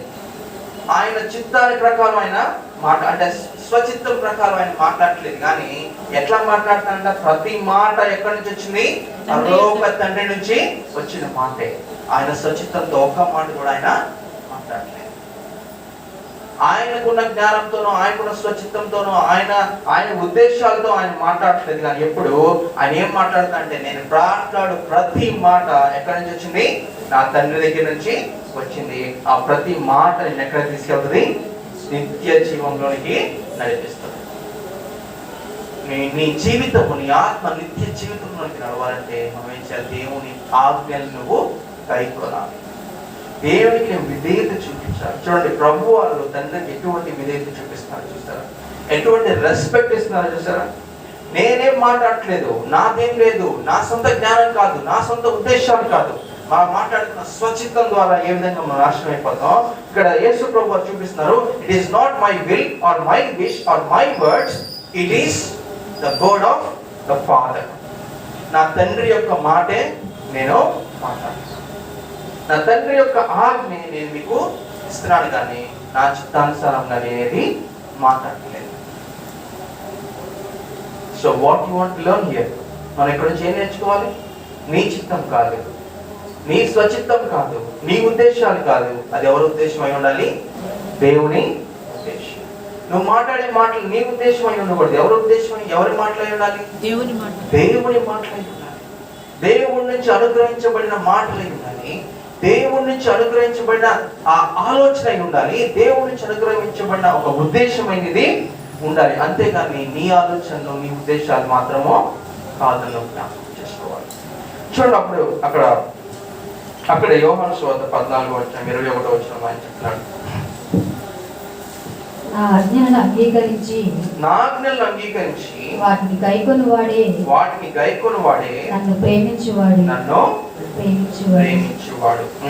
ప్రేమించువాడు నా తండ్రి వలన ప్రేమింపబడును. అది ఎవరైతే యేసు ప్రభువుని ప్రేమిస్తారో వాళ్ళు ఎవరి వల్ల ప్రేమించబడతారంట? తండ్రి వలన ప్రేమించబడతారు. తండ్రి నేను ప్రేమించాలంటే నువ్వు ఎవరిని ప్రేమించాలి? యేసు ప్రభుని ప్రేమించాలి. ప్రేమించడం అంటే ఏంటంటే ఏం చెప్పండి? లోబడటం. ఆజ్ఞలకు లోబడటం. ఆజ్ఞకు లోబడటం అంటే ఏం చెప్పాను? ఫస్ట్ విధేయత. సో ఎవ్రీథింగ్ స్టార్ట్స్ విధేయత. Everything starts here. విధేయత నుంచి ప్రతిదీ వస్తుంది. మీరు జ్ఞాపకం చేసుకోవాలి. విశ్వాసమైన, ప్రేమైన ఏదైనా సరే ఎక్కడి నుంచి వస్తుంది? విధేయతలో నుంచే బయలుదేరుతుంది. ఎప్పుడైతే ఆ విధేయత నీలో ఉంటుందో ప్రతిదీ నీలో. విధేయత లేకుండా ఉట్టి విశ్వాసము, ప్రేమ లేకుండా ఉట్టి విశ్వాసము అది వ్యర్థం. అది ప్రేమ లేని విశ్వాసం ఏంటిది? అది వ్యర్థం అని రాస్తుంది. ఉట్టి విశ్వాసం నువ్వేం చేసుకోలేవు ప్రేమ లేకుండా. ప్రేమ ఎక్కడి నుంచి వస్తుందయ్యా అంటే దేవుని ఆజ్ఞానికి లోబడితేనే ప్రేమ. ఈ దేవునికి ఆజ్ఞలు లోబడటం అంటే ఏంటి? ఆయన విధేయత చూపించు. So everything is interlink here. You need to understand. విధేయత, విశ్వాసము, ప్రేమ. అర్థమవుతుందా? విధేయత, విశ్వాసము, ప్రేమ. ఈ మూడు ఒకదాన్ని ఒకటి ఏంటి? ఇంటర్లింక్ అయ్యి అనుసంధానమై ఉంటాయి. ఒకదాన్ని ఒకటి లేకుండా ఒకటి ఉండదు. విధేయత, విశ్వాసము, ప్రేమ. జ్ఞాపకం. ఎప్పుడైతే నువ్వు ప్రభువుని హృదయపూర్వకంగా ఆయన ప్రేమిస్తావో, ప్రేమించడం అంటే ఏంటని చెప్తున్నాడు? ఆయన ఆజ్ఞలకు లోబడటం. లోబడటం అంటే విధేయత. ఎప్పుడైతే విధేయత, ప్రేమ ఉంటుందో అక్కడ విశ్వాసము, జ్ఞాపకం. అర్థమవుతుంది? సో దేవుడు మనకి ఏం నేర్పిస్తున్నాడో, నువ్వు ఎప్పుడైతే హృదయపూర్వకంగా ఆయన ప్రేమిస్తావో, ప్రేమించడం ఆయన ఆజ్ఞలను గైకుంటావో, ఆయన మాటలను గైకుంటావో, అప్పుడు దేవుడు ఏం చేస్తాడు, తండ్రి నిన్ను కూడా ప్రేమిస్తాడు. తండ్రి నిన్ను ప్రేమించాలంటే, తండ్రి ఎవరినైతే ప్రేమిస్తాడో వాడు బహుగా ఆశీర్వదించబడతాడు. అవునా కదా? నిన్ను తండ్రి ప్రేమించాడంటే ఆయన తీసుకెళ్ళి నిన్ను ఎక్కడ కూర్చోబెడతాడు? పైన కూర్చోబెడతాడు, సింహాసనంలో కూర్చోబెడతాడు. అటువంటి స్థితి మనకు కావాలంటే తండ్రి మనల్ని ప్రేమించాలి. తండ్రి మనల్ని ప్రేమించాలంటే మనం ఏం చేయాలి? ఆయన ఆజ్ఞలకు లోపడాలి. అంతే. ఎప్పుడైతే నువ్వు ఆయన ఆజ్ఞకు లోపడతావో తండ్రి నిన్ను ప్రేమిస్తాడు. చూడండి, తర్వాత అది మొదటిగా దేవుడు చూపించిన విశ్వాసం, అంటే క్రీస్తు దేవుని పట్ల చూపించిన విధేయత. ఎటువంటి విధేయత? దేవుని మాటలకు లోబడుట. దేవుని మాటలకు ఎప్పుడైతే ఆయన లోబడుతున్నాడో తండ్రి ఆయన్ను ప్రేమిస్తున్నాడు. తండ్రి ఏ విధంగా ఆయన్ని ప్రేమిస్తున్నాడో ఆ విధంగా క్రీస్తు మనల్ని ప్రేమిస్తున్నాడు. అవునా? It's a circle. తండ్రి క్రీస్తుని ప్రేమిస్తున్నాడు, క్రీస్తు మనల్ని ప్రేమిస్తున్నాడు. మనం ఎవరిని ప్రేమించాలి? ఇప్పుడు క్రీస్తుని ప్రేమించాలి, తండ్రిని కూడా ప్రేమించాలి. మనం ఎప్పుడైతే మళ్ళీ క్రీస్తుని ప్రేమిస్తామో తండ్రి ఏం చేస్తాడు? మనల్ని కూడా ప్రేమిస్తాడు. సెకండ్ పాయింట్, హెబ్రీయులకు రాసిన పత్రిక 5వ అధ్యాయం 7వ వచనం. శరీరధారి ఉన్న దినములలో ఎవరు శరీరధారి ఉన్న దినములలో? యేసు క్రీస్తు వారు శరీరధారి ఉన్న దినములలో మహారోదనముతోను కన్నీళ్లతోను తన మరణము నుండి రక్షింపగలవానికి ప్రార్థనలను యాచనలను సమర్పించి. చూడండి, ఇక్కడ మాట్లాడుతున్నాం. ప్రభువారు కూడా మనకి ఇప్పుడు పాఠం నేర్పిస్తారు. ఏంటంటే ఆయన శరీరధారిగా ఉన్నప్పుడు ప్రతి రాత్రి ఆయన ఏం చేస్తాడు చెప్పండి? ఒలీవ కొండల దగ్గరికి వెళ్ళి ఆయన ఏం చేస్తాడు? ప్రార్థన చేస్తాడు. ఏమని ప్రార్థన చేస్తాడు? ఇక్కడ రాస్తుంది. ఎందుకని ఆయన ప్రార్థన చేస్తాడు? ఇక్కడ రాస్తుంది. ఏమని ప్రార్థన చేస్తాడంట? ఆయనకి తెలుసు ఆయన ఈ లోకంలోనికి ఎందుకు వచ్చాడో. ఆయన తన ప్రాణాన్ని మన కొరకు పెట్టవలసిందిగా ఉందని ఆయనకు తెలుసు. కాబట్టి ఆయనను మరణం నుంచి ఎవరైతే రక్షిస్తారో, ఆయన మరణం నుంచి ఎవరైతే తప్పించగలరో ఆయనకి ఏం చేస్తున్నాడు? ఈయన ప్రార్థన చేస్తాడు. ఎట్లా ప్రార్థన చేస్తాడు? అది ఇంపార్టెంట్. మహారోదనతోనూ కన్నీళ్లతోనూ. అది మనం నేర్చుకోవాల్సింది. నీ ఆత్మ ఆ మరణం నుంచి తప్పించుకోవాలంటే నువ్వేం చేయాలి? ఈ లోకంలో ఉన్నప్పుడు మహారోదనతోనూ కన్నీళ్లతోనూ ఏం చేయాలి? నువ్వు దేవుని సన్నిధిలో ప్రార్థన చేయాలి, యాచన చేయాలి ఆయన సన్నిధిలో. ఎప్పుడైతే నువ్వు ఆ విధంగా నువ్వు ప్రార్థన చేస్తావో, కన్నీటితో ప్రార్థన చేస్తావో, రోధిస్తావో దేవుడి సన్నిధిలో, దేవా ఈ రెండవ మరణం నుంచి నన్ను తప్పించు. మనం ఏ మరణం నుంచి తప్పించుకోవాలి? రెండవ మరణం. రెండవ మరణం అంటే తెలుసా తెలీదా? రెండవ మరణం అంటే ఏంటో తెలుసు. ఆత్మకు చావు ఉండదు, కానీ నిరంతరం మన అగ్నిలో కాలిపోతానే వేల సంవత్సరాలైనా సరే అది అగ్ని ఆరదు, అది రెండవ మరణం. ఈ నరకములో నుంచి నువ్వు తప్పించబడాలంటే ఈ లోకంలో ఉన్నప్పుడు నువ్వేం చేయాలి? రోదనతోనూ కన్నీటితోనూ దేవుని సన్నిధిలో నువ్వేం చేయాలి? ప్రార్థన చేయాలి. దేవా నా ఆత్మను రక్షించు, ఈ మరణం నుంచి నన్ను రక్షించేవాడు ఎవడో వానికి ఏం చేస్తాడు? ఈయన ప్రార్థనలు చేస్తున్నాడు, యాచనలు చేస్తున్నాడు. ఆ విధంగా మనం కూడా ఏం చేయాలి? నువ్వు ఎప్పుడైతే ప్రార్థన చేస్తావో అక్కడ ఒక మాట ఉంది, మంచి మాట. దేవుడు ఆయన్ను అంగీకరించెను. దేవుడు ఏం చేశాడంటే ఆయన్ని అంగీకరించాడు. నిన్ను కూడా అంగీకరించుకోవాలంటే, నీ జీవితం కూడా దేవుడు అంగీకరించాలంటే నువ్వేం చేయాలి? రోదన చేయాలి, కన్నీటితో దేవుని సన్నిధిలో ఏం చేయాలి? ప్రార్థన చేయాలి. దేవా నన్ను రక్షించు, నా ప్రాణంను మరణం నుండి తప్పించు అని మనం ఎప్పుడైతే ప్రార్థన చేస్తామో దేవుడు ఏం చేస్తాడు? మనల్ని కూడా అంగీకరిస్తాడు. తర్వాత ఆయన కుమారుడై ఉండియు తాను పొందిన శ్రమల వలన విధేయతను నేర్చుకొనెను. చూడండి, యేసు ప్రభువారు కూడా ఏం నేర్చుకుంటున్నారు? ఇక్కడ విధేయత నేర్చుకుంటున్నారని ఉంది. అంతేగాని విధేయత చూపిస్తున్నాడు నేర్చుకుంటున్నాడు నేర్చుకుని. ఎందుకని? ఫస్ట్ నేను ఏం చెప్పాను? అది మనలో సహజ సిద్ధంగా ఏం లేదు, అది మనలో లేదు. ఒబీడియన్స్ అనేది మనలో లేదు సహజ సిద్ధంగా. మనం ఏం చేయాలి? దాన్ని నేర్చుకోవాలి. క్రీస్తులో నువ్వు పొందిన శ్రమల వలన విశ్వాస జీవితంలో నువ్వు పొందుతున్న శ్రమలు ఏదైతే ఉన్నాయో, అవమానాలు ఏదైతే ఉన్నాయో, లేకపోతే నీకున్న బాధలు ఏదైతే ఉన్నాయో, వాటి నుంచి నువ్వేం నేర్చుకోవాలి? విధేయతను నువ్వు నేర్చుకోవాలని యేసు ప్రభువు చెప్తున్నాడు. ఆయన చేసి చూపిస్తున్నాడు. చెప్పడం మట్టుకే కాదు, ఆయన జీవితంలో చేసి నీకు చూపిస్తున్నాడు. ఆయన పొందిన శ్రమల వల్ల, ఆయన పొందిన ఇబ్బందుల వల్ల ఆయన ఏం నేర్చుకుంటాడంట?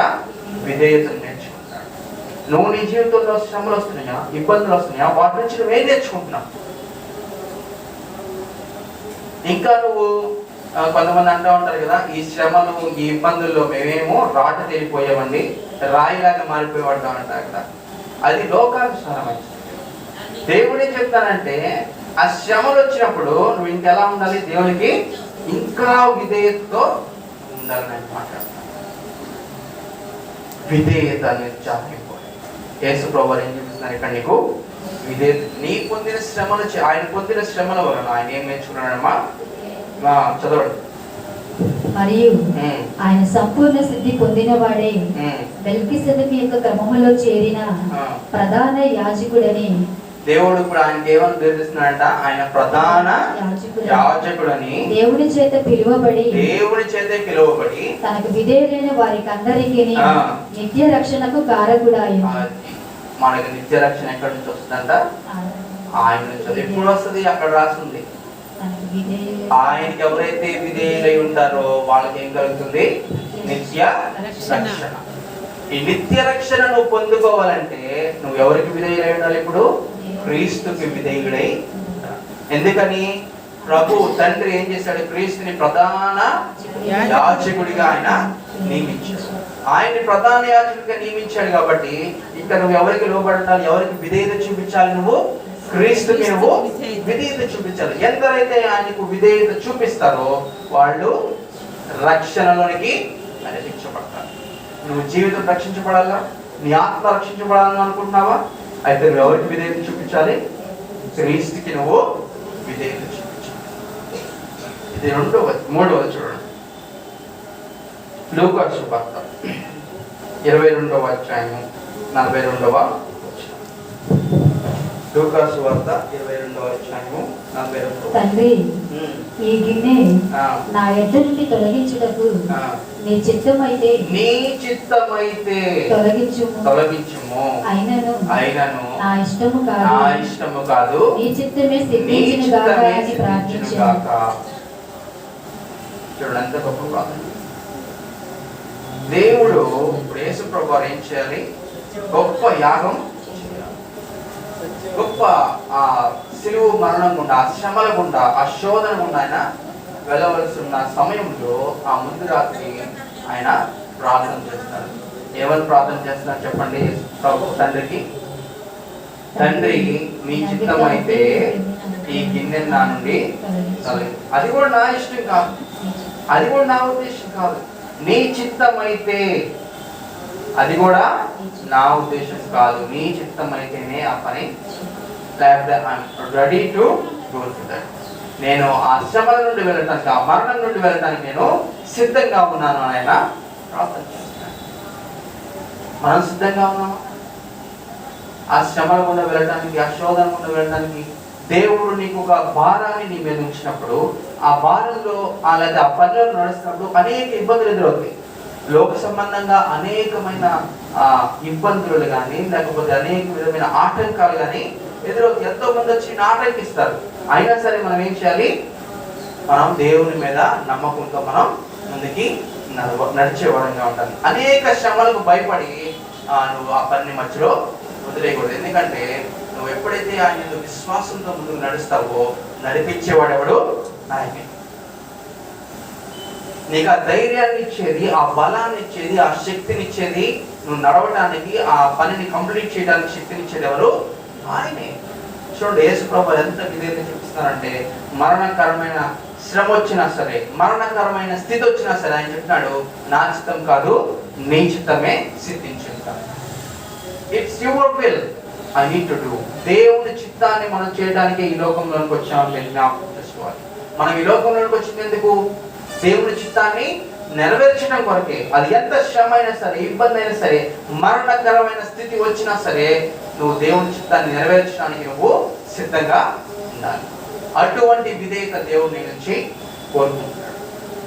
యేసు ప్రభువారు మరణకరమైన శ్రమ వచ్చినా సరే దేవుడు ఏం చేస్తున్నాడు? ఆయనకు విధేయత చూపించి, దేవా నీ చిత్తమే నా చిత్తం, నీ చిత్త ప్రకారమే నేను చేస్తానని ఆయన మాట్లాడుతుంది. చూడండి, అక్కడ దేవుడు చెప్తున్నాడు కదా, మత్తయి సువార్త 7:21 ఆయన ఏమని మాట్లాడుతున్నాడంటే, ప్రభువా ప్రభువా అని పిలిచి ప్రతివాడు పరలోక రాజ్యంలోనికి చేరడు, కానీ నా తండ్రి చిత్త ప్రకారం చేయువాడే ప్రవేశించు. ఎవరైతే తండ్రి చిత్త ప్రకారము చేస్తారో వాళ్ళే ఎవరు? పరలోక రాజ్యానికి వారసులని ఆయన మాట్లాడుతుంది. It's very clear. నువ్వు దేవుడి చిత్తాన్ని నెరవేరుస్తున్నావా? నీ జీవితంలో దేవుని చిత్తాన్ని నువ్వు నెరవేర్చినట్లయితే నువ్వు ఆ పరలోక రాజ్యానికి వారసుడివి, వారసురాలు అవుతావు.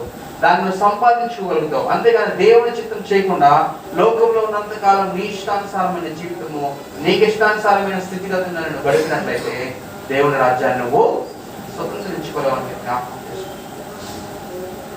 ఆయన చెప్తాడు క్లియర్ గా, ప్రభువా ప్రభువా అని పిలిస్తే, అంటే ఆకలి సమయంలో, ఆపద వచ్చిన సమయంలో, లేదా శ్రమ వచ్చిన సమయంలో ప్రభువా ప్రభువా అని పిలిస్తే నువ్వు పరలోక రాజ్యాన్ని స్వతంత్రించుకోలేవు. దేవుని చిత్తం ఏదైతే ఉందో, తండ్రి చిత్తం ఏదైతే ఉందో దాన్ని గుర్తెరిగి దాని ప్రకారం నువ్వు చేసినట్లయితే, ఆయన చిత్తాన్ని నెరవేర్చినట్లయితే అటువంటి వారు ఎవరు? దేవుని రాజ్యానికి వారసులను. తర్వాత చూడండి, రోమీయులకు రాసిన 5:19.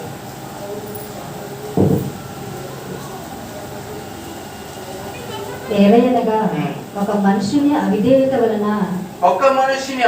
వలన అనేకులు పాపులుగా ఎలాగూ చేయబడిరో ఎవరి మనుషుడు? ఆదాము చేసింది ఏంటి? అవిధేయత. దేవుడికి ఏం చేశాడు? ఆదాము అవిధేయత చేయడం వల్ల ఈ లోకంలోకి ఏమొచ్చింది? పాపం వచ్చింది. మనందరం ఏమైపోయాం? ఇప్పుడు పాపులం అయిపోయాం. కానీ దేవుడు చెప్తాడు, ఒక్కరి విధేయత వలన ఏమైంది? అనేకులు నీతిమంతులుగా తీర్చబడ్డారు. మనం ఎట్లా నీతిమంతులుగా తీర్చబడుతున్నాం ఇప్పుడంటే, దేవుని క్రీస్తు కార్చిన రక్తముతో కడగబడటం ద్వారా మనం ఏమవుతున్నాము? నీతిమంతులుగా తీర్చబడుతున్నాం. మనం ఇంకా పాపంలో ఉండగానే దేవుడు మన కొరకు ఏం చేశాడు? ఆయన ప్రాణాన్ని రక్షించాడు. ఆయన రక్తంలో మనం ఎప్పుడైతే కడగబడుతున్నామో అప్పుడు మనం నీతిమంతులుగా తీర్చబడ్డామని మేము జ్ఞాపకం చేసుకోండి. మనం నీతిమంతులుగా మన సొంత కార్యాల వల్ల మనం నీతిమంతులు అవ్వలేము. లేకపోతే నువ్వు చేసిన గొప్ప గొప్ప కార్యాల వలనో, దాన ధర్మాల వలనో, లేకపోతే నువ్వు మంచి పనుల వలనో నువ్వు నీతిమంతులుగా నువ్వు తీర్చలేవు. ఈ లోకంలో నువ్వు అనొచ్చేవు, నువ్వు గొప్పవాడివి, నువ్వు పని చేస్తున్నావు. కానీ దేవుని దృష్టిలో నువ్వు నీతిమంతులుగా తీర్చబడలేవు. ఎప్పుడు నేను నీతిమంతుగా తీర్చబడతావంటే ఎప్పుడైతే ఆయన రక్తంలో కడగబడతావో అప్పుడే నువ్వు నీతిమంతుడిగా తీర్చబడతావు. జ్ఞాపకం చేసుకోవాలి. దేవుడు ఏం చేస్తాడంట? ఒక్కని అవిధేయత వలన ఏ విధంగా పాపం ఈ లోకంలోకి వచ్చి ఏలుబడి చేస్తుందో, ఆ ఒక్కని విధేయత వలన ఏం చేస్తున్నాడు? దేవుడు మనందరినీ నీతిమంతులుగా ఆయన విధేయత చూపించడం వలనే నువ్వు ఈ రోజు నీతిమంతుడిగా తీర్చబడుతున్నావు. అది మీరు జ్ఞాపకం చేసుకోవాలి. ఆయన అక్కడ విధేయత చూపించకపోతే నువ్వు నీతిమంతులుగా తీర్చబడగలవా? లేదు. మనకి ఆ రక్షణ భాగ్యం మనం పొందుకోగలమా? దేవుని రాజ్యం స్వతంత్రించుకునే భాగ్యం మనకి కలుగుతుందా? లేదు. ఎట్లా కలిగిందయ్యా ఇదంతా అంటే క్రీస్తు తండ్రికి విధేయత చూపించడం ద్వారా. ఎప్పుడైతే క్రీస్తు తండ్రికి విధేయత చూపించాడో, ఆయన చిత్తానుసారమైన జీవితం ప్రకారం నడుచుకున్నాడో, ఆయన ప్రాణాన్ని సైతం ఆ శిలువలో అర్పించాడో, అప్పుడు దేవుడు ఏం చేశాడు? ఆయన ద్వారా నిన్ను నన్ను నీతిమంతులుగా తీర్చాడు. నువ్వు నేను నీతిమంతులుగా తీర్చబడ్డామంటే క్రీస్తు చూపించిన విధేయత ద్వారా. అటువంటి విధేయతని మనం కూడా చూపించాం. క్రీస్తు ఎటువంటి విధేయతను చూపించాడో శిలువలో, అటువంటి విధేయతను మనం చూపించే వారంగా ఉండాలి. ఎప్పుడైతే అటువంటి విధేయతను మనం చూపిస్తామో దేవుని రాజ్య వారసులుగా మనం తీర్చబడతామని జ్ఞాపకం చేసుకోండి. చూడండి, ఎంతటి విధేయత చూపించడం ద్వారా క్రీస్తు ఏం పొందుకున్నాడు? క్రీస్తు ఏం పొందుకున్నాడు అంటే చూడండి, ఫిలిప్పీయులకు రాసిన పత్రిక 2వ అధ్యాయం 8వ వచనం నుండి మరియు ఆయన ఆకారమందు మనుషుడిగా కనబడి మరణము పొందినంతగా, అనగా సిలువ మరణము పొందినంతగా విధేయత చూపిన వాడే తను తాను తగ్గించుకుని ఏం చేశాడంట? సిలువ మరణం చూపినంతగా విధేయత చూపించి తను తాను ఏం చేశాడంట? తగ్గించుకున్నాడంట. అప్పుడే అందుచేతను పరలోకమందున్న వారిలో గాని, భూమి మీద ఉన్న వారిలో గాని, భూమి క్రింద ఉన్న వారిలో గాని, చూడండి, పరలోకమందున్న వారిలో గాని, భూమి మీద ఉన్న వారిలో గాని, భూమి కింద ఉన్న వారిలో గాని ప్రతివాని మోకాలును యేసు నామములో వంగునట్లు, యేసు నామములో వంగునట్లు. ప్రతివాని మోకాలు ఎవరి నామములో ఉందంట? ఎందుకని అంత హెచ్చించాడు దేవుడు ఆయన్ని? ప్రభువు తండ్రి తన కుమారుని ఎంతగా ఎందుకు హెచ్చించాడంటే, ఆయన అంతగా తను తాను తగ్గించుకొని ఏం చేశాడు? విధేయత చూపించాడు. ఎంత హెచ్చించాడో తండ్రి, అంతకంతకు ఈయన తగ్గించుకొని ఏం చూపించాడు? విధేయతను తండ్రికి చూపించాడు. కాబట్టి దేవుడు ఏం చేశాడు? ఆయన అంతగా హెచ్చించాడు. నువ్వు కూడా అనుకుంటున్నావు, మనల్ని మనం హెచ్చించుకుంటాం. మన జీవితం ఏం చేస్తాం? మనల్ని మనం హెచ్చించుకుంటాం. మనల్ని మనం గొప్పవారిగా మనం ట్రీట్ చేసుకుంటాం. నేను అది చేస్తున్నాను, ఇది చేస్తున్నాను, అది చేయగలను, ఇది సాధించగలను. కానీ దేవుడు చెప్తున్నాడు, తండ్రి హెచ్చిస్తేనే అది నిజమైన హెచ్చింపు. నీకు నువ్వు హెచ్చించుకుంటే నువ్వేమవుతావు? నువ్వు తగ్గించబడతావు. కానీ తండ్రి ఎప్పుడైతే హెచ్చిస్తాడో అది శాశ్వతమైనది. చూడండి, తండ్రి కుమారుని ఏ విధంగా హెచ్చిస్తాడు? చదవనమ్మా. ప్రతివాని నాలుకయు తండ్రి అయిన దేవుని మహిమార్థమై యేసుక్రీస్తు ప్రభువని ఒప్పుకొనున్నట్లు దేవుడు ఆయనను అధికముగా హెచ్చించి ప్రతి నామమునకు పైనామముగా ఆయనకు అనుగ్రహించును. ఎంత హెచ్చింపైన జీవితం, ఎంత గొప్ప స్థితి, ఎంత ఆధిక్యత, ఎంత దీవెన ఎట్లా పొందుకున్నాడంటే, అంత తగ్గించుకుంటాం ద్వారా, అంతకంతకు విధేయత చూపించడం ద్వారా. There is the key. అందుకని మొదట మనం చదువుకున్న వాక్యం చెప్పాడు, నా ఆజ్ఞలను మీరు గైకొన్నట్లయితే మీరు ఏమవుతారు? దీవించబడతారు, మీరు ఆశీర్వదించబడతారు. మిమ్మల్ని నేనేం చేస్తాను? తలగా ఉంచుతాను కానీ తోకగా ఉంచునని దేవుడు మాట్లాడుతున్నాడు. ఎప్పుడు? ఆయనకి విధేయత నువ్వు చూపించినప్పుడు. చూడు, క్రీస్తు ఆత్మ చేసి చూపిస్తున్నాడు. సిలువలో ఆయన అంతకంతకు తగ్గించి విధేయత చూపించడం ద్వారా దేవుడు ఏం చేస్తున్నాడు? ఆయన అంతకంతకు ఏం చేస్తాడు? అన్ని నామముల కంటే పైనామముగా ఆయన చేసి ఆయన ఏం చేస్తాడు? ప్రతి వాని మోకాలు ఆయన నామంలో వంగునట్లు చేశాడు. అంత ఆధిక్యత దేవుడు ఆయనకు అనుగ్రహించాడు. క్రీస్తులో ఉన్న మనం కూడా అటువంటి ఆధిక్యతని మనం పొందుకోవాలి. ఎందుకంటే దేవుడు పక్షపాతి కాదు. దేవుడు నిన్ను నన్ను ప్రతి ఒక్కరిని ఒకే రీతిగా ఆయన ప్రేమిస్తున్నాడు కదా. దేవుడు చెప్పాడు, నేను నా కుమారుని ఎంత ప్రేమిస్తున్నాను, నేను మిమ్మల్ని కూడా అంతే ప్రేమిస్తున్నానయ్యా. నేను కూడా మీ ఆధిక్యతను ఇస్తాను. ఎప్పుడు? ఆయన చూపించిన విధేయత నువ్వు కూడా చూపిస్తే నేను కూడా మీకు ఆధిక్యతను ఇస్తాను. ఆధిక్యతను ఇచ్చేవాడు ఆయన నుంచి పొందుకోవాలి ఆధిక్యత. నీకు నువ్వు పెట్టుకోవడం కాదు బిరుదులు, నీకు నువ్వు అనుకోవడం కాదు నేను కింగ్ అని. ఎవరు అనాలి? దేవుడు అనాలి.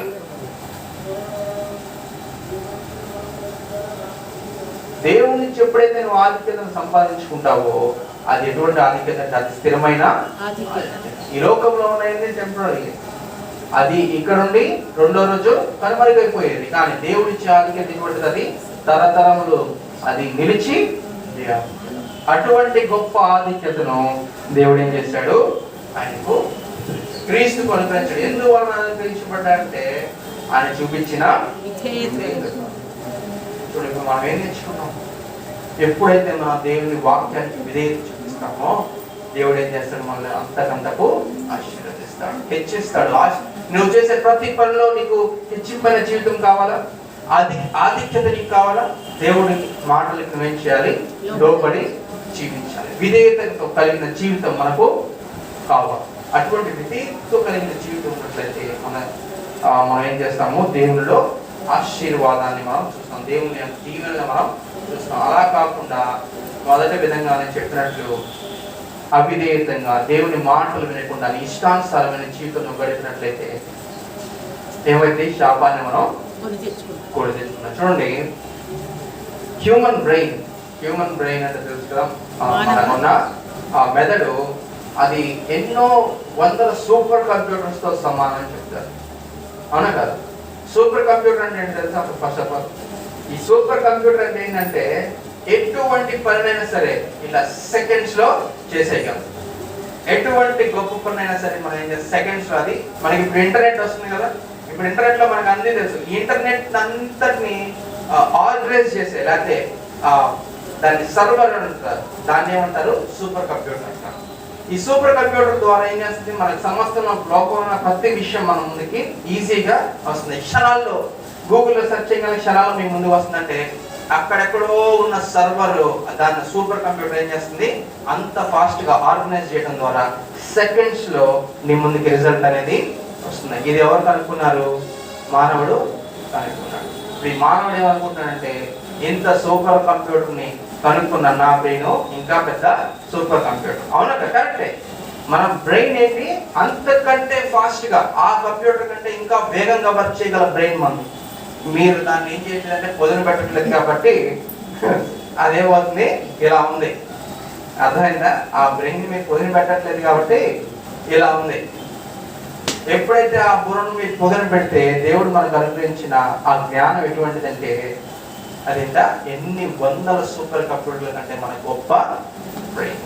అందుకని ఇదేమనుకుంటాడంటే మానవుడు నా బ్రెయినే సూపర్ కంప్యూటర్, నాకు దేవుడు అక్కడ ఐఎమ్ ఓన్లీ ద క్రియేటర్, నేనే క్రియేట్ చేస్తానని అనుకుంటున్నాను. నేనేం చెప్తున్నానంటే ఇప్పుడు ఆ సూపర్ కంప్యూటర్ పనిచేయాలంటే కూడా ఏం కావాలి? పవర్ కావాలి. అవునా కదా? కరెంట్ కావాలి. అవునా కదా? ఇప్పుడు ఈ సూపర్ పవర్ కంప్యూటర్ పనిచేయాలన్నా కూడా ఏం కావాలి? మనకి పవర్ కావాలి. ఆ పవర్ ఎక్కడి నుంచి వస్తుంది? దేవుడి నుంచి వస్తుంది. ఆ ఆలోచన పెట్టినవాడు ఆయన. నీకు ఆలోచన వచ్చిందని నీవు సంకల్పించుకుంటున్నావు, కానీ ఆలోచనలో పెట్టింది ఎవరు? ఆయన. నువ్వు మర్చిపోతున్నావు. అందుకని నీలో అవిధేయత ఉంది. ఎప్పుడైతే ఈ ఆలోచన నాలో పెట్టింది నా దేవుడు అని ఎప్పుడైతే గ్రహిస్తావో అప్పుడు నువ్వు ఏం చేస్తావు? విధేయతను నువ్వు చూపిస్తావు. చూడండి, ఇప్పటి వరకు మనం విధేయత ఎలా విధేయత ఎవరు చూపించారు, ఎలా చూపించడం ద్వారా మనం ఏం సాధించారు, వాళ్ళు అది ఏం పొందుకున్నారని మనం చూసాము. ఇప్పుడు నేను ఏం చెప్పాను ఫస్ట్ అంటే we need to build one bridge, right? మన ఒక వంతెని మనం కట్టాలి. ఇటువంటి విశ్వాసుల జీవితం, అది క్రీస్తు జీవితం నుంచి మనం ఏదైతే నేర్చుకున్నామో దాని నుంచి మనం ఏం చేయాలి? ఒక వంతెని మనం ఏర్పరచుకొని మనం ఏం చేయాలి? ఆ వంతెని మీద మనం ప్రయాణించాలి. అవును కదా? వంతెన లేకపోతే స్టెప్స్. ఇప్పుడు మనకి బుక్స్ ఉంటాయి, 7 steps ఫర్ సక్సెస్, తెలుసు కదా? మీకు ఇటువంటి పుస్తకాలు చాలా ఉంటాయి. అంటే విజయానికి 7 మెట్లు, విజయానికి 7 మెట్లు, లేకపోతే 5 మెట్లు, 10 మెట్లు, ఆడిష్టం ఎవడితో వచ్చినాడు రాసుకుంటాడు. ఇప్పుడు మనం ఏం చేద్దామంటే విధేయతలో మెట్లు ధ్యానం చేసుకుంటాం. కీర్తనలు 119వ అధ్యాయం 57వ వచనం నుండి. యెహోవా, నీవే నా భాగము, నీ వాక్యములను అనుసరించి నడుచుకొందునని నేను నిశ్చయించుకొని ఉన్నాను. ఒక్కొక్కటి ఈ మెట్లు కదా, ఒక్కొక్క మెట్లు మనం ధ్యానం చేసుకోవాలి. Okay, so 119.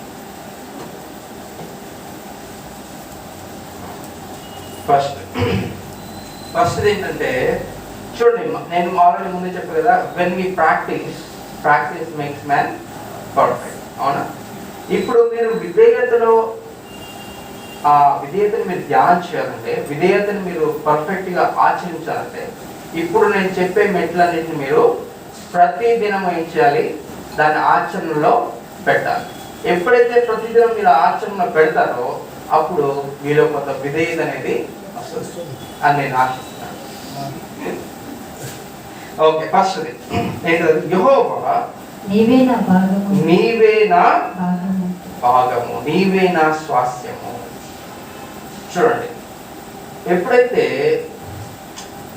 ఇశ్రాయేలు గోత్రాలు 12 గోత్రాలు ఉన్నాయిగా, గోత్రం వారిగా ఎప్పుడైతే దేవుడు ఏం చేస్తున్నాడో ఆ ప్రామిస్ ల్యాండ్ ని ఆయన పంచుతున్నాడో, ఆయన భాగాలుగా వేస్తున్నాడో, ఒక్కరికి మాత్రం ఏ భాగం అయినా ఇవ్వలేదు. ఎవరికి? లేవీయులకు ఏ భాగం అయినా ఇవ్వలేదు. కానీ ఆయన ఏం మాట్లాడుతున్నాడు గొప్ప మాట, అక్కడ ఏం మాట్లాడుతున్నాడు, లేవీయులారా నేనే మీకు భాగం, నేనే మీకు స్వాస్యమును అని మాట్లాడుతున్నాడు. అదే ఇక్కడ దావీదు మాట్లాడుతున్నాడు. చూడండి అక్కడ ఏమంటున్నా అంటే నీవే నా భాగం. నువ్వు ఈ లోకంలో ఉన్న స్థలము, ధనము, ఘనత ఇది కాదు నీకు కావాల్సింది.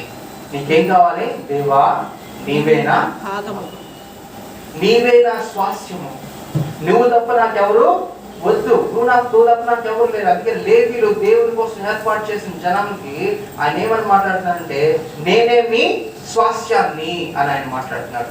అదే ఇక్కడ దావీదు ఇప్పుడు రివర్స్ లో చెప్తున్నాడు, దేవా నీవే నా స్వాస్యం, నీవే నా భాగము, నీవే నా స్వాస్యం, నా జీవితం అంతా నీవే, నా జీవితం అంతా నీదే అని ఆయన మాట్లాడుతున్నాడు. తర్వాత మాట్లాడి ఆయన ఏం చేస్తున్నాడు చూడండి, నీ వాక్యములను అనుసరించి నడుచుకుందునని నేను నిశ్చయించుకొని ఉన్నాను. ఏం చేస్తానంట? ఆయన వాక్యాన్ని అనుసరించి నడుచుకోవాలని ఏం చేస్తున్నాడు?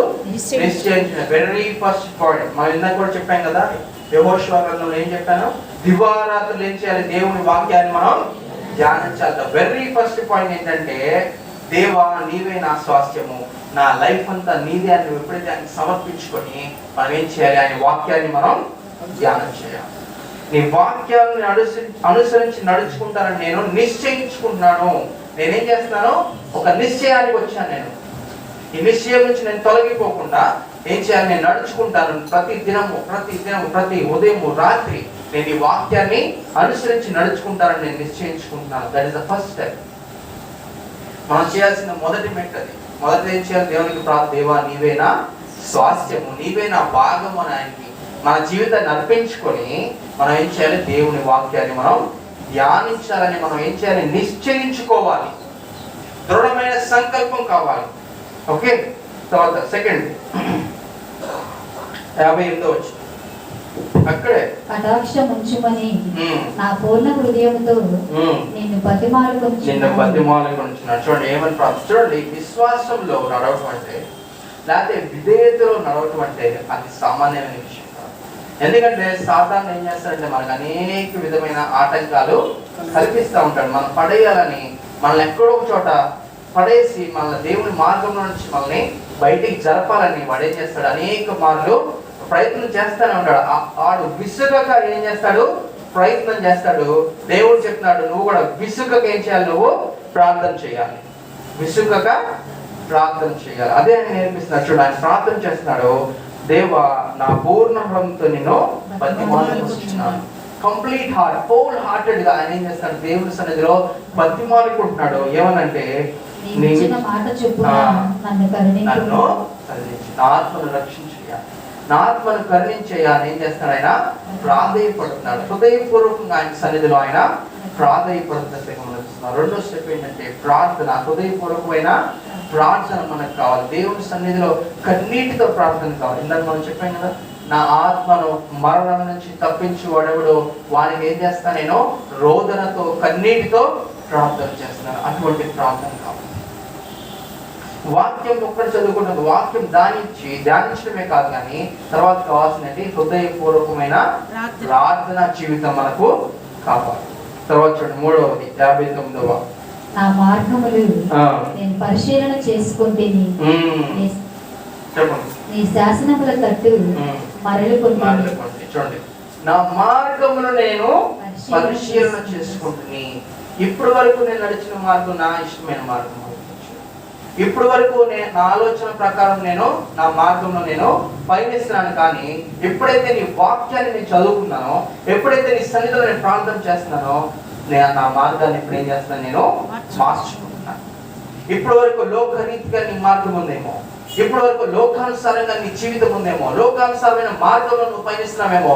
ఎప్పుడైతే దేవుని వాక్యం చదవడం ద్వారా దేవుడు ఏం చేస్తాడు? నీ మార్గాన్ని ఆయన మారుస్తాడు. ఎటువైపు మారుస్తాడు?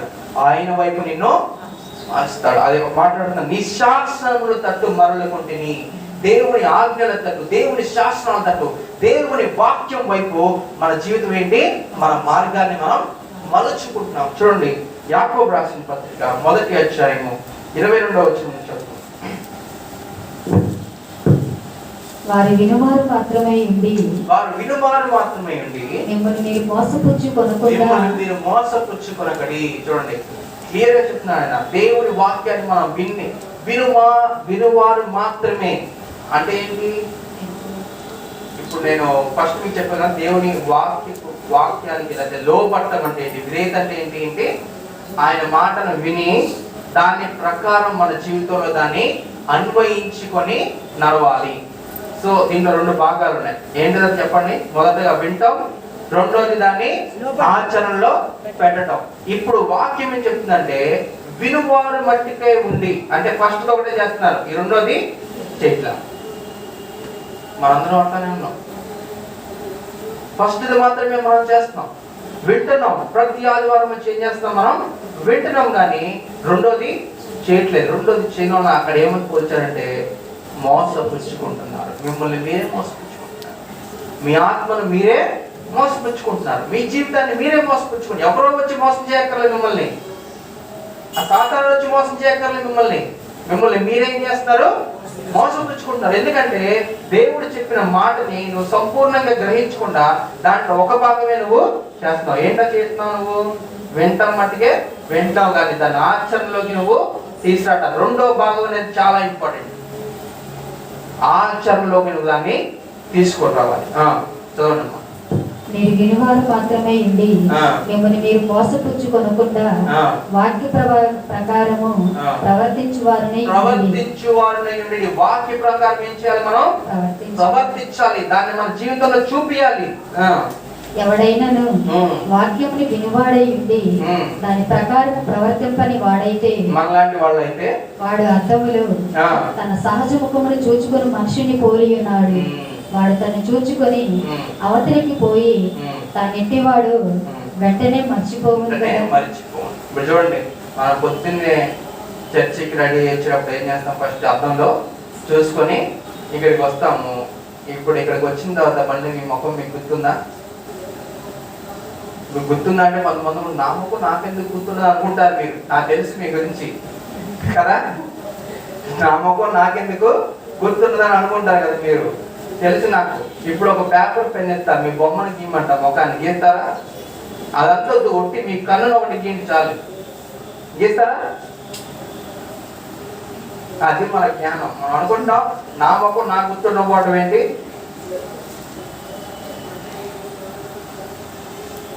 ఇప్పుడు మనం ఒక చెట్టుని గీయమంటే గీసేస్తాం, చూడకుండా ఇప్పుడు పిల్లకిచ్చి చెట్టు బొమ్మ గీయంటే గీసిద్దా? గీసి. ఎందుకని? నీకు అది బాగా గుర్తుంది కదా, బాగా తెలుసు. మరి నీ ముఖాన్ని కూడా గీ, నువ్వు చూస్తా నేను.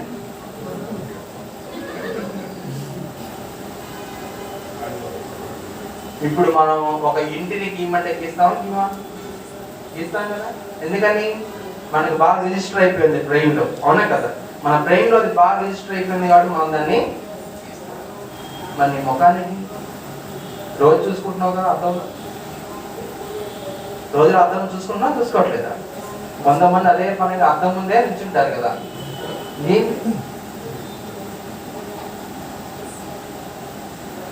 ఎందుకని గీయట్లేదంటే మన స్వభావం చూసారా ఏంటంట, మన అద్దంలో చూసుకొని పక్కకి వెళ్ళిన తర్వాత మన ముఖాన్ని మనమే మర్చిపోతాం. అదే విధంగా దేవుని సన్నిధిలో కూర్చొని వాక్యాన్ని వింటున్నావు, కానీ ఆ మెట్టులు దిగి వెళ్ళిపోగానే నువ్వు ఆ వాక్యాన్ని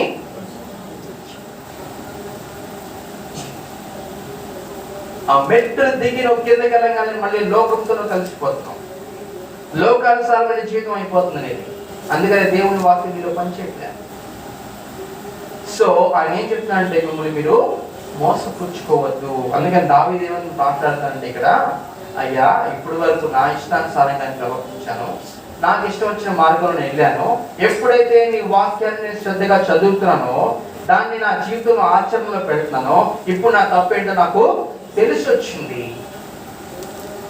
నేను నడుస్తున్న మార్గం సరైనది కాదు, నేను వెళ్తున్న మార్గం సరైనది కాదని నాకు తెలిసి వచ్చింది. కాబట్టి నీ శాసనములను బట్టి, నీ ఆజ్ఞలను బట్టి నా వేని చేసుకుంటా, నేను మార్చుకుంటాను, నీ వైపు నేను తిరుగుతున్నానని ఆయన మాట్లాడుతున్నాను. చూడండి తర్వాత, నీ ఆజ్ఞలను అనుసరించుటకు నేను జాగు చేయక త్వరపడితిని. చూడండి, ఇది కూడా చాలా గొప్ప మాట. దేవుడు ఏం చెప్తున్నాడు, ఆయన ఏం చెప్తున్నాడంటే, ఎప్పుడైతే దేవుని మాట నా దగ్గరికి వచ్చిందో, దేవుని ఆజ్ఞ నా దగ్గరికి వచ్చిందో, దాన్ని చేయటానికి నేనేం చేస్తాను, త్వరపడతానని ఆయన చెప్తున్నాడు. I'm not delaying to do God's work. అర్థమైందా? దేవుని పనిని చేయటానికి నేను ఆలస్యం చేయట్లేదు, జాబ్ చేయట్లేదు. దేవుని కార్యం చేయాలంటే, అయ్యా దేవుని కార్యం చేయాలి రండిరా, అరే క్రిస్మస్ వస్తుంది డెకరేట్ చేయాలి రండిరా అని మనం పిలిచినా సరే అట్ట తిరిగి ఎప్పుడుకో వస్తారు. అవునా కదా? కొంతమంది దేవుని కార్యం చేయాలి రండిరా అంటే ఒక్కడు కూడా మనకు అందుబాటులో ఉండరు. కానీ దేవుడు ఆయన దావీదు చెప్తున్నాడు, దేవుని కార్యం చేయడానికి నేనేం చేయట్లేదు, జాబు చేయట్లేదు, ఆలస్యం చేయట్లేదు. నేను ఎప్పుడెప్పుడు ఆ పని చేయాలని నేను త్వరపడి ఆ పని నేను చేస్తానని ఆయన మాట్లాడుతున్నాడు. మనం దేవుడి సన్నిధిలో ఎలా ఉండాలంటే ఇలా ఉండాలి, త్వరపడాలి. దేవుని పని చేయడానికి త్వరపడాలి. దేవుని పని చేయడానికి మనం వేగిర పడాలి, ఆతృత పడాలి. నువ్వు లోకంలో నువ్వు క్రికెట్ ఆడటానికో, లేకపోతే ఏదేదో వీడియో గేమ్లు ఆడటానికో, లేకపోతే సినిమా చూడటానికో నువ్వు రెడీ అయిపోయి ఉరుగుల పరుగుల మీద టైం అయిపోతుంది వెళ్ళిపోతావు కదా.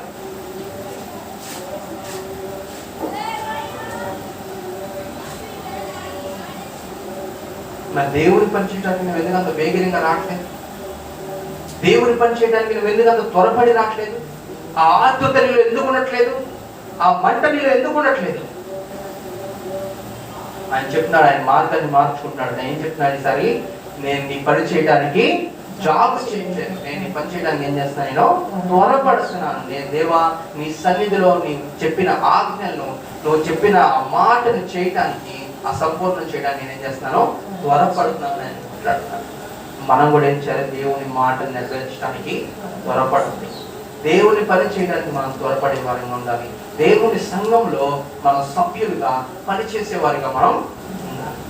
తర్వాత భక్తిహీనుల భాషలను చుట్టుకొని ఉన్నను, నీ ధర్మశాస్త్రం నేను మరువలేను. చూడండి, భక్తిహీనుల పాశములేనంట మనల్ని చుట్టుకొని ఉన్నాయంట.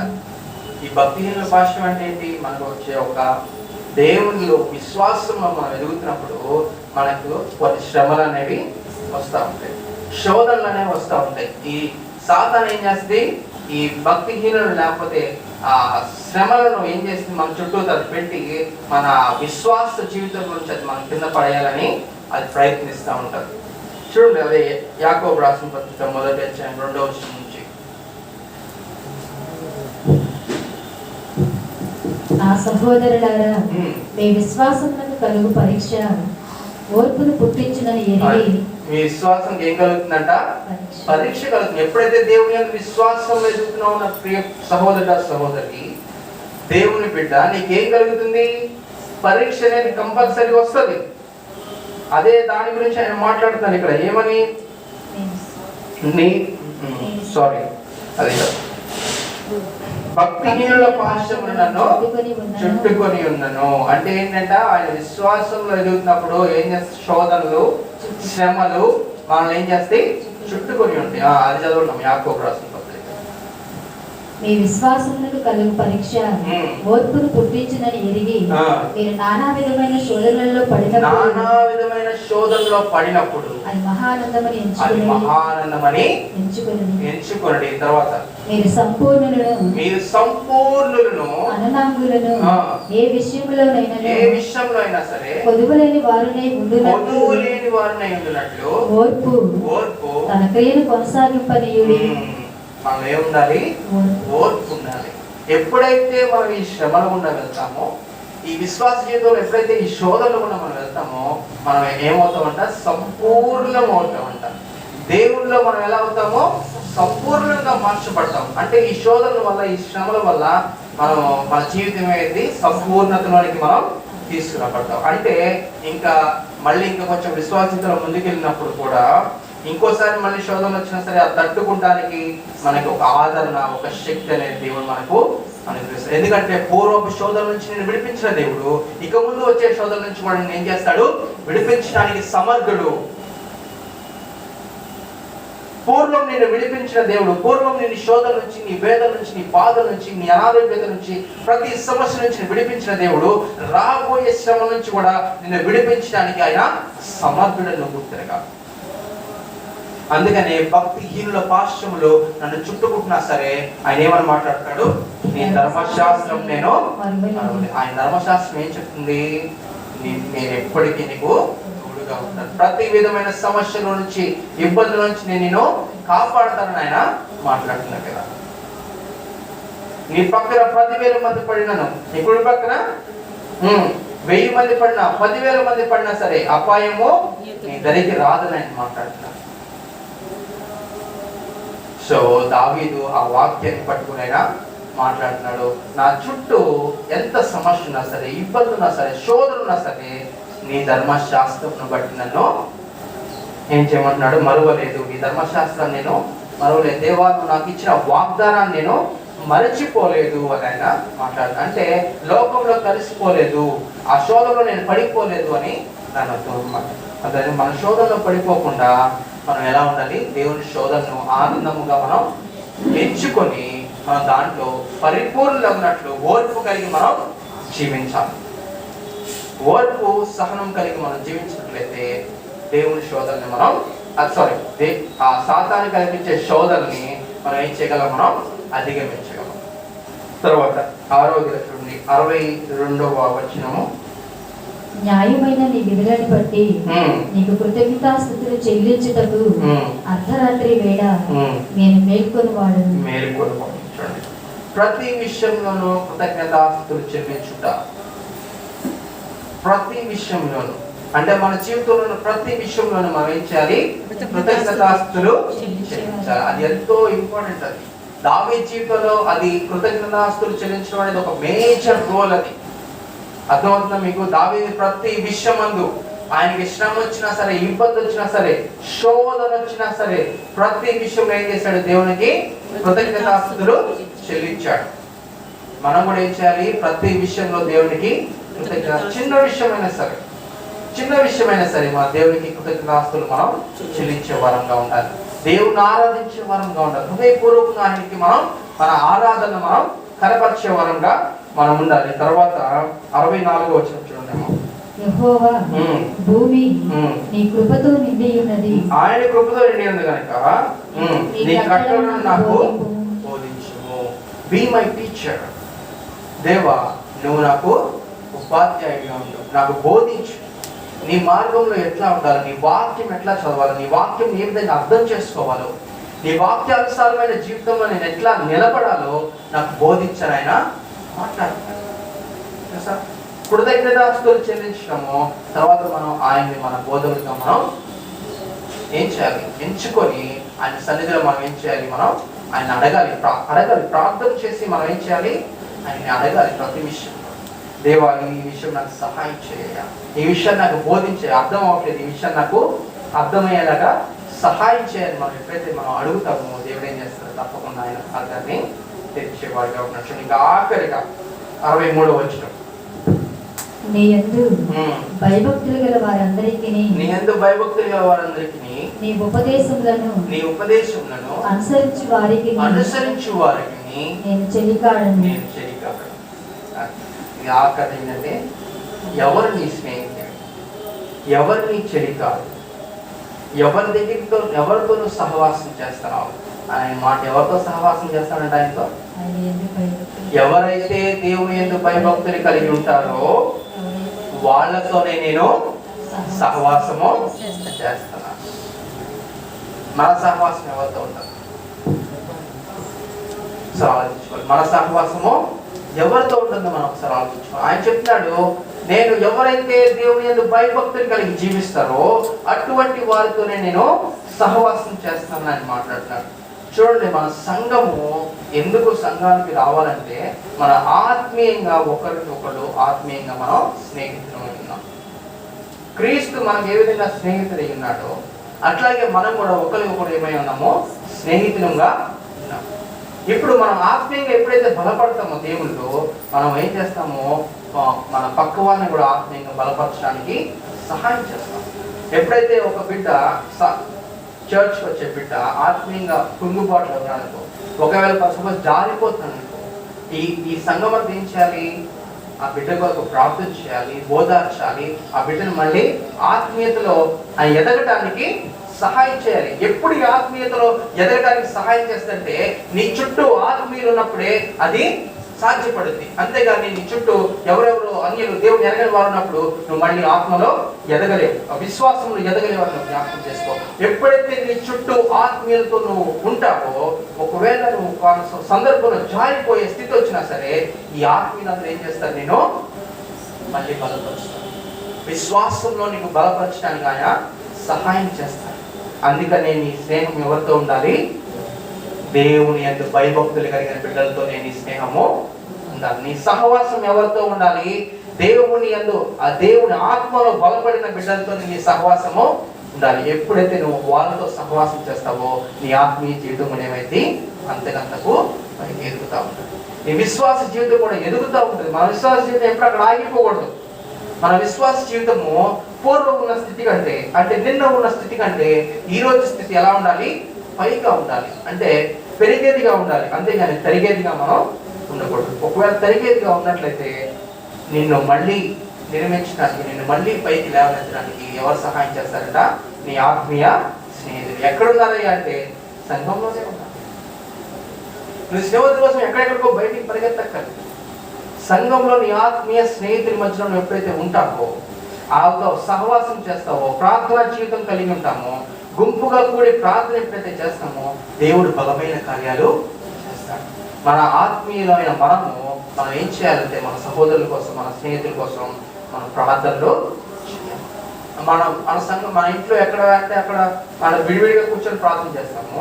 కానీ సంఘం ఏంటంటే అందరం కలిసి కూర్చొని ఒక గుంపుగా కూర్చొని మనం ప్రార్థన చేసినప్పుడు ఆ ప్రార్థన ఇంకా శక్తివంతంగా, బలంగా అది దేవుని సన్నిధిలోకి చేరేదిగా ఉంటుంది. It has more value. అర్థమవుతుందా? ఇప్పుడు ఒక్క గడ్డి పరక ఇట్లా అంటే ఏమైంది, తెగిపోతుంది. కానీ 10 గడ్డి కరపలు మనం ఇట్లా పేని ఏనుగును మనం కట్టేయచ్చని చెప్తారు. అవునా? అంటే ఎందుకు ఆ బలం వచ్చిందంటే ఆ గుంపు, ఒక సహవాసం, ఆ సహవాసం. అర్థమవుతుందా? మీరు విడివిడిగా ఇంట్లో కూర్చొని మీరు ప్రార్థన చేయొచ్చు, అది మీ సొంత ప్రార్థన. ఓకే, మీ సొంత జీవిత రక్షణ కొరకు మీరు ప్రార్థన చేస్తున్నారు. కానీ ఒక బిడ్డ రక్షింపబడటానికి నువ్వు ప్రార్థన చేస్తున్నావా? ఒక సంఘస్థుడు సంఘం నుంచి జారిపోతున్నప్పుడు, లేదా విశ్వాస జీవితం నుంచి జారిపోతున్నప్పుడు మళ్ళీ ఆ బిడ్డని ఆత్మీయంగా నువ్వు మళ్ళీ లేవనెత్తడానికి, విశ్వాసంలో మళ్ళీ ఆ బిడ్డను బలపరచడానికి సంఘ సభ్యుడైన నువ్వు ఏం చేస్తున్నావు? ఆ బిడ్డ కొరకు మీ అందరూ కూడి ప్రార్థన చేస్తే ఆ బిడ్డ ఏమవుతాడు? మళ్ళీ దేవునిలోకి నడిపించబడతాడు. అటువంటి వాళ్ళతో నేను ఆ స్నేహం అని స్థాపించేస్తాను. చూడండి, నేను ఇప్పటికి 8 స్టెప్స్, 8 మాటలు చెప్తాను, 8 మెట్లు చెప్తాను. 8 మెట్లు ఎప్పుడైతే మనం ప్రతి దినము మన జీవితంలో అలవరుచుకుంటామో, మన జీవితంలో మనం చేస్తాం, ప్రాక్టీస్ చేస్తూ ఉంటామో, అప్పుడు దేవుని యొక్క విధేయతలోకి మనం నడిపించబడతాం. దేవుని యొక్క విధేయతలోకి ఎప్పుడైతే మనం నడిపించబడతామో అప్పుడు మన జీవితంలో దీవెనలు, ఆశీర్వాదాలు వస్తాయి. So God is saying this. నేను మీ ముందు 2 మార్గాలు పెడుతున్నాను. ఒకటి, నాకు లోబడి నువ్వు జీవించినట్లయితే, నా మాటలను అంగీకరించి నాకు విధేయత కలిగి నువ్వు జీవించినట్లయితే నేను దీవిస్తానంటున్నాను. లేకపోతే నా మాటలను వినకుండా నీ ఇష్టానుసారంగా జీవించినట్లయితే శాపం అనేది నీ మీదకి. So choose your self. So ఈ వాక్యం అంతా మీ ముందు పెడతాను. ఈ వాక్యం అంతా మీ ముందు పెట్టి నేను కూడా ఒకటే మాట చెప్తాను, చూస్ యువర్ సెల్ఫ్. నీ మార్గాన్ని నువ్వే ఎంచుకో. ప్రైజ్